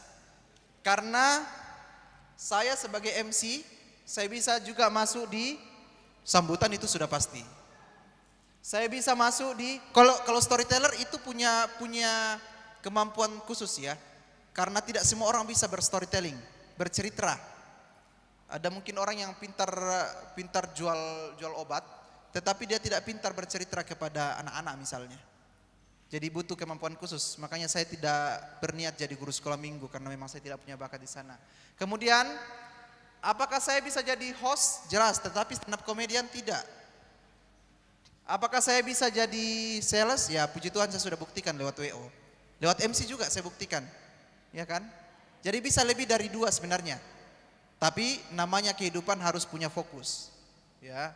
Jadi kalau kita mau babat semua juga ya yang masalah di kita nanti karena tidak bisa fokus.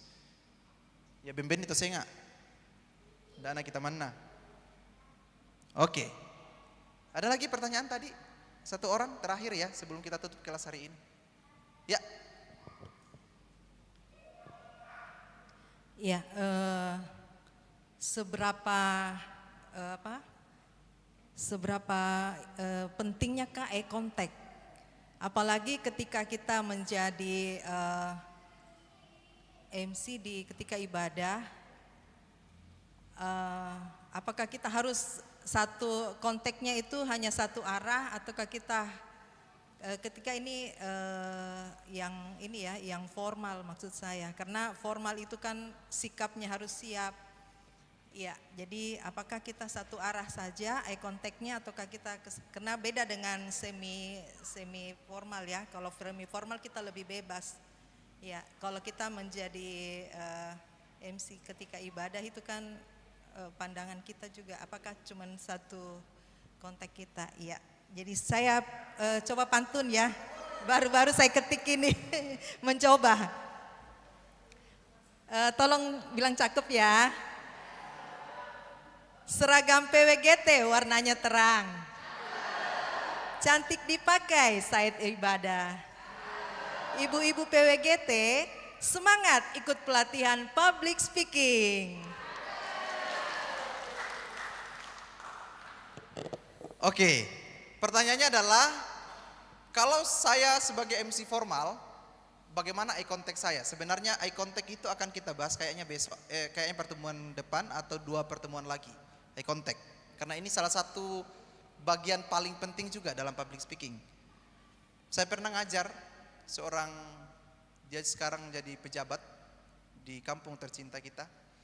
Saya ngajar private untuk bahas soal eye contact-nya sebenarnya. Tetapi waktunya sangat kurang, jadi tidak terlalu maksimal waktu itu. Karena bermasalah, kalau dia bicara dia melihat ke atas, dia bicara biasa dia melihat ke bawah. Gitu ya. Eye contact itu sangat penting. Yang pertama, eye contact itu adalah bagian dari bentuk perhatian kita kepada audiens. Jadi kalau misalnya ada pemimpin liturgi, ini bisa jadi koreksi bagi pemimpin liturgi. Kalau ada pemimpin liturgi di depan, saat dia memimpin liturgi baca terus itu narasi di bawah, berarti itu bermasalah. Berarti narasi yang ada di liturgi jauh lebih penting daripada jemaat yang ada di depannya. Sekali lagi, eye contact adalah bentuk perhatian kita dan penghargaan kita kepada orang lain. Bayangkan kalau saya ketemu ibu, saya salam, baru saya melihat lain. Itu pertama. Oleh karena itu kalau ada kamera seperti ini, dan saya berbicara depan kamera, maka saya harus melihat kamera, karena mata saya diwakili oleh kamera itu. Siapapun yang melihat saya di kamera, di televisi, di layar misalnya, tapi kalau saya melihat kamera itu, maka mereka juga sedang bertatapan dengan saya. Gitu ya. Eye contact adalah bentuk penghargaan kita kepada orang. Oleh karena itu sebisa mungkin, kalau kita khotbah, kita pemimpin liturgi, kita sambutan, lebih banyak presentasinya melihat audiens dibanding membaca. Paham sampai situ? Oke, yang berikutnya. Eye contact kenapa sangat susah? Karena eye contact adalah bagian yang sangat sensitif sebenarnya. Bayangkan kalau saya melihat Kak Okta, lalu Kak Okta main mata sama saya. Apa yang saya tadi sudah persiapkan, itu langsung hilang. Itu yang ditakutkan orang. Ada juga orang yang memang tidak berani menatap mata orang lain. Ada orang yang tidak berani tatap orang lain. Tapi yang paling penting saya sampaikan sebenarnya begini. Eye contact itu adalah bentuk penghargaan bagi orang lain dan juga sebagai bentuk keyakinan kita pada orang lain. Kalau kita menyampaikan sesuatu dan orang bisa kita tatap dengan baik, maka itu bisa memberikan keyakinan lebih kepada orang itu.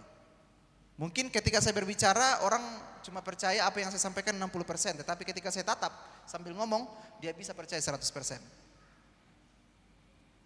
Sekali lagi ya, MC, pemimpin liturgi, berkhotbah, sambutan, please jangan dibaca terus. Lebih banyak perhatikan audiens dibanding membaca. Apakah perlu kita hafal? Tidak juga. Nanti kita pelajari bagaimana caranya. Ada tekniknya. Karena ingat ya, ingat kuncinya. Kalau kita lebih banyak membaca dibanding perhatian ke audiens, eye contact ke audiens lebih sedikit daripada ke kertas, berarti kertas itu jauh lebih berharga daripada audiens. Dan betapa jahatnya kita kalau kita menganggap kertas lebih bagus, lebih berharga. Itu. Menjawab dari kakak tadi, kalau acara formal, apakah saya boleh melihat ke kanan dan ke kiri? Yang pertama, acara formal itu sangat sensitif dan tidak boleh salah ngomong. Tidak ada waktu bagi kita untuk memperbaiki. Misalnya begini, yang naden bahasa surat madatu, naden salah-salah bisa beri aku tolepi, bisa diulang dari awal. Tapi acara formal tidak boleh. Dalam acara formal itu disusun dan biasanya sudah diberikan huruf kapital semua. Supaya yang membaca tidak salah. Oleh karena itu sebisa mungkin saat saya membacakan acaranya atau saya sedang menyampaikan informasi terkait dengan acara formal itu, maka sebisa mungkin saya membacanya dengan sangat teliti. Kalau saya mau melihat orang lain atau kamera ada di depan, maka saya harus melihatnya dengan pasti begini dan tidak boleh ke kanan dan ke kiri. Kecuali catatannya begini, misalnya kita mempersilakan presiden untuk pidato, ya. Selanjutnya kita akan bersama-sama menyimak penyampaian dari Presiden Republik Indonesia, Bapak Insinyur Haji Joko Widodo. Ketika kita menyebutkan nama orang, maka kita harus melihat orangnya. Gitu ya. Tidak boleh tidak, itu wajib. Dalam acara formal maupun semi formal. Kecuali kalau kita tidak tahu duduk di mana atau mungkin ya tidak terlihat oleh dalam gedung, ya mau diapa. Tapi kalau dia duduk paling depan, maka harus ditatap dan dipersilakan. Gestur tubuhnya penting. Presiden Joko Widodo kami persilakan. Gitu. Jadi kalau ada Pak Wali Kota di depan juga begitu. Dipersilakan tapi harus ditatap matanya. Acara tidak boleh salah ngomong, tidak boleh salah baca, apalagi nama orang. Kalau MC salah baca nama orang, salah sebut nama orang, itu bisa dikurangi honornya itu. Kalau belum lunas. Kalau lunas ya mau apa? Kecuali ada perjanjian di bawahnya bahwa kalau ada kesalahan dikembalikan 500.000. Nah, misalnya begitu. Jadi ya tidak dipanggil lagi, itu sudah otomatis itu. Jadi kalau sebut nama orang, saya ulangi ini kalau sebut nama orang kakak-kakak wajib melihat orangnya. Itu sebagai bentuk penghargaan bagi mereka. Tapi ingat, jangan sampai karena kita mau lihat orangnya akhirnya salah nama orang atau salah gelar, itu namanya bunuh diri. Itu tidak ada toleransi kalau salah sebut nama. Ya, itulah sebabnya MC wajib di gedung, wajib di tempat acara 1 jam sebelum acara mulai. Saya dikontrak di Bambuden sama Upper Hills, aturan kami itu adalah kalau acara mulai jam 7 kita di sana jam 6. Harus ceklok jam 6. Kenapa? Karena kita harus memastikan semua susunan acara, orang-orang penting kita pastikan di mana duduk. Dan apakah ada tambahan atau pengurangan dari acara. Gitu. Jadi kalau ada MC datang, kita mulai jam 7 dan datang jam 7:05, setiap menit kurangi 100.000. Tidak ada minat tidak dapat. Gitu ya. Jadi tidak gampang itu jadi sebagai sebagai penjual jasa di dalam sebuah acara. Gitu. Jadi itu tadi jawabannya kakak ya. Hati-hati kalau acara formal, betul-betul makanya biasa kalau acara formal jauh lebih tinggi bayarannya dibanding acara semi formal dan non formal.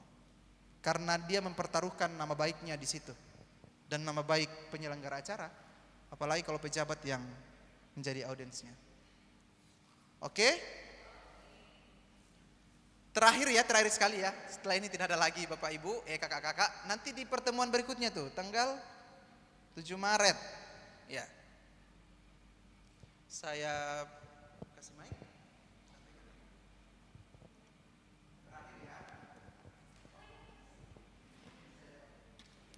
Terima kasih atas kesempatan yang diberikan kepada saya.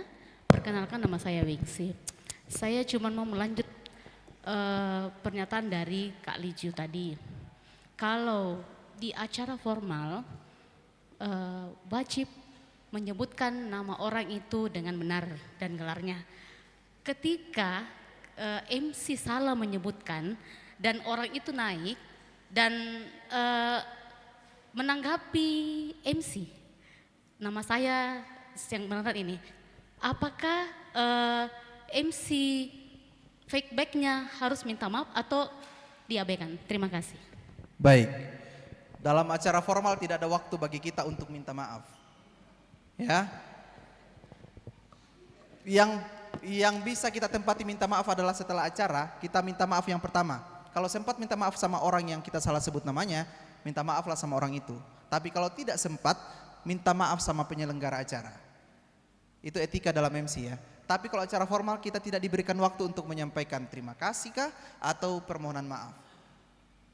Kecuali kalau punya perjanjian tertentu di awal dengan penyelenggara acara. Itu di luar, bukan kaidah umum gitu ya. Karena penyelenggara acara itu yang harus kita ikuti aturannya. Mereka yang bayar kita. Kalau MC profesional. Tapi kalau saat itu kita meminta maaf, hati-hati. Bisa jadi itu hal yang bagus, atau yang kedua justru menambah masalah. Jangan sampai penyelenggara acara bilang kenapa kau ngomong itu, kau tidak dikasih kesempatan. Itu jadi dua masalahnya jadinya. Gitu, ya. Sebisa mungkin minta maaf sama orangnya dan penyelenggara acaranya. Itu untuk acara formal ya. Gitu. Oke, cukup ya. Karena materi kita sudah cukup kesana kemari nih juga sebenarnya. Padahal belum pikir harusnya bahas MC. Pertemuan berikutnya kakak-kakak di 7 Maret kita spesial membahas 3V, visual, vokal, dan verbal secara lebih dalam. Jadi kenapa orang, eye contact itu termasuk visual ya. Kenapa orang bisa tidak fokus saat eye contact dan bagaimana cara mengatasinya. Kenapa orang tidak bisa menyusun kata-kata, bagaimana cara membuat kata-katanya. Dan bagaimana cara membuat produksi suara. Kalau saya bawakan acara ini, kalau saya jadi moderator, bagaimana caranya harus vokal saya harus dikeluarkan. Itu yang akan kita pelajari dan materinya cukup padat untuk 3V itu. Visual, verbal, dan vokal. Tapi saya berharap nanti kalau tanggal 7 pakai saja pakaian yang biasa tapi bebas tapi sopan, ya, rapi. Sekali lagi saya juga manusia jadi tolong yang bagus ya. Bawa snack dari rumah tidak masalah supaya pengurus tidak keluarkan banyak anggaran ya. Ada ji katanya Bu Ketua, ada ji lah gitu ya. Dan saya berharap kakak-kakak bisa mengikuti materinya dengan baik. Kalau saran saya bikin grup, semua peserta dimasukkan, nanti saya juga dimasukkan ke dalam. Nanti kalau ada yang mau bertanya di grup, boleh lewat grup. Karena nanti juga tema-tema untuk setiap simulasi saya akan share di grup. Setiap orang akan dapat simulasi yang berbeda. Dan saya akan masukkan di grup. Terima kasih banyak kakak-kakak untuk perhatian kita semua, semangat kita. Kita berikan apresiasi buat kita semua dong. Saya sangat semangat karena sampai jam 4 lewat 5 menit. Masih semangat semua. Luar biasa. Ya. Mau ibadah orang di sini ya? Oh ya. Padahal saya mau masih lanjut 2 jam. Saya harus kembali ke Upper Hills karena hari ini hari terakhir Expo. Jadi harus semangat supaya banyak yang deal di sana. Oke, terima kasih kakak-kakak semua. Selamat sore. Tuhan memberkati kita semua. Sampai jumpa di pertemuan berikutnya. Terima kasih. Oh, foto bersama.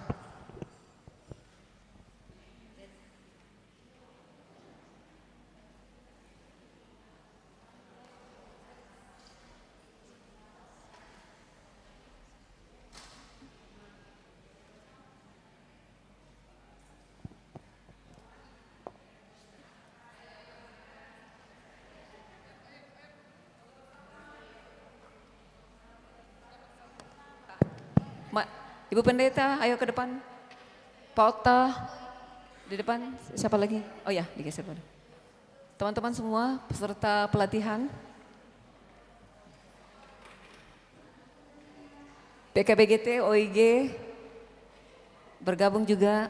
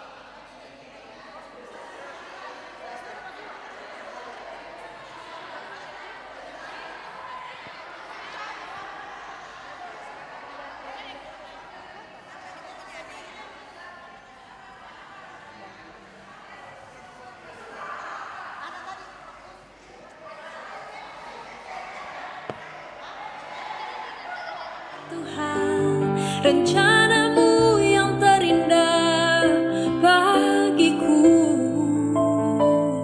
dan imanku kepadamu menjadi dasar untuk selalu berharap.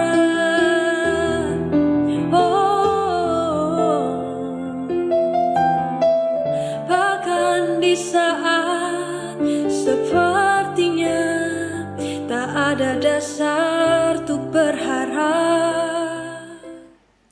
Ya, Bapak Ibu yang kekasih di dalam Tuhan, kita bersyukur bahwa pertemuan pertama kita boleh selesai dengan baik dan antusiasnya luar biasa.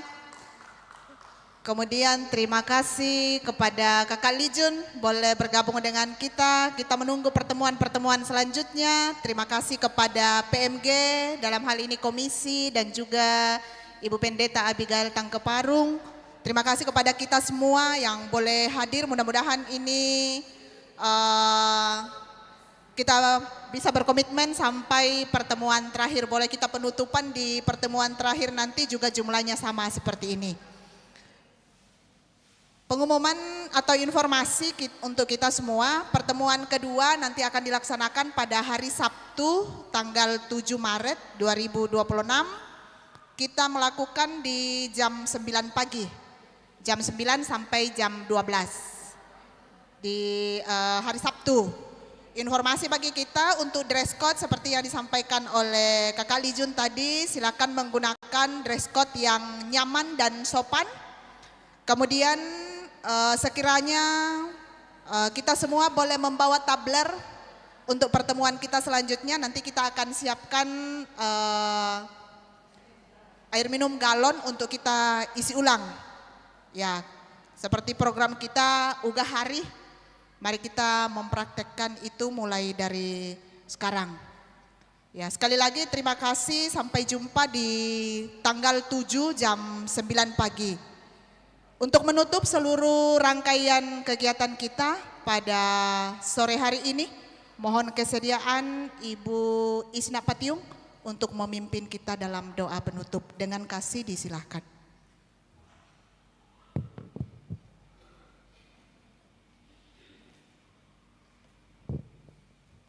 Baik, mari Bapak Ibu kita akhiri pertemuan kita pada hari ini dalam doa. Mari kita bersyukur, kita tunduk kepala, kita berdoa. Segala puji dan syukur kembali kami naikkan kepadamu ya Bapa di sorga, oleh karena Engkau begitu baik dalam kehidupan kami. Nyata lagi Tuhan, Engkau boleh memberi kesempatan bagi kami untuk bersama-sama di rumah-Mu yang kudus di sini, untuk bersama-sama belajar bagaimana seharusnya kami berbicara, bersikap dan bertindak dalam kehidupan kami melalui pelatihan public speaking. Kami bersyukur pertemuan perdana pada hari ini boleh berjalan dengan baik, dan bersama-sama kami terus berdoa untuk hamba-Mu Kakak Lijun yang boleh menjadi fasilitator dalam kegiatan ini. Bersatu hati kami terus berdoa, kiranya Engkau terus kuatkan, sehatkan dalam mengangkat segala tugas tanggung jawab yang Tuhan percayakan kepadanya. Pun kami semua yang hadir dalam pelatihan ini Tuhan, kiranya juga Engkau memberkati kami semua. Biarlah kami juga senantiasa dalam keadaan yang baik dan sehat. Berdoa untuk segenap pengurus yang telah menyiapkan kegiatan ini Tuhan. Berkatilah mereka juga semua. Biarlah kiranya untuk pertemuan-pertemuan ke depan juga boleh dipersiapkan. Dan kami semua boleh kembali hadir pada tanggal 7 Maret yang akan datang. Setelah pertemuan ini Tuhan, kami akan kembali ke alamat kami masing-masing. Mari Tuhan menuntun menyertai dalam perjalanan, dan kami boleh ditibakan di rumah masing-masing dengan penuh selamat. Dan segenap kehidupan kami sore ini Tuhan, kami taruh dalam tangan kasih-Mu. Ini syukur kami Tuhan, ini permohonan kami. Ampuni kami dalam nama Tuhan Yesus. Kami datang berdoa dan bersyukur kepadamu Bapa. Amin.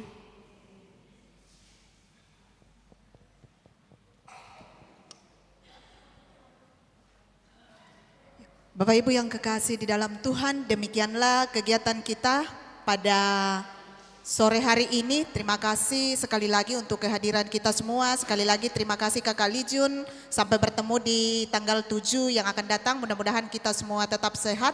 Dan juga untuk semua yang mendukung kegiatan ini, tim live streaming Infocom dan juga dari IT, terima kasih boleh mendukung kegiatan PWGT pada hari ini. Terima kasih ibu-ibu yang kekasih, sampai jumpa di tanggal 7, Tuhan beserta kita semua.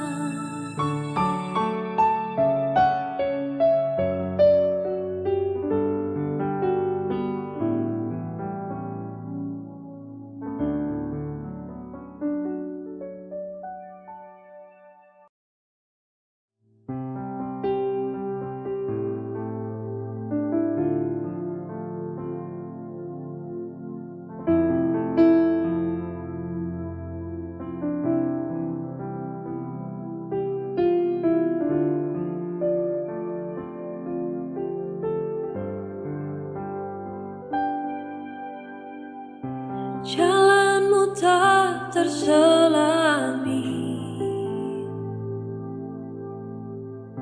oleh setiap hati kami, namun satu hal ku percaya, ada rencana yang indah. Tiada terduga kasih-Mu, heran dan besar bagiku, arti kehadiran-Mu selalu nyata di dalam hidupku. Jalanmu tak terselami oleh setiap hati kami, namun satu hal ku percaya, ada rencana yang indah. Tiada terduga kasih-Mu, heran dan besar bagiku, arti kehadiran-Mu selalu nyata di dalam hidupku. Penyertaan-Mu sempurna, rancangan-Mu penuh damai, aman dan sejahtera. Walau di tengah badai, ingin ku selalu bersama, rasakan keindahan, arti kehadiran-Mu Tuhan.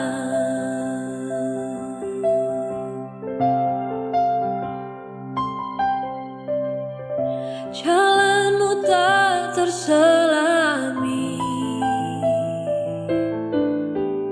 oleh setiap hati kami, namun satu hal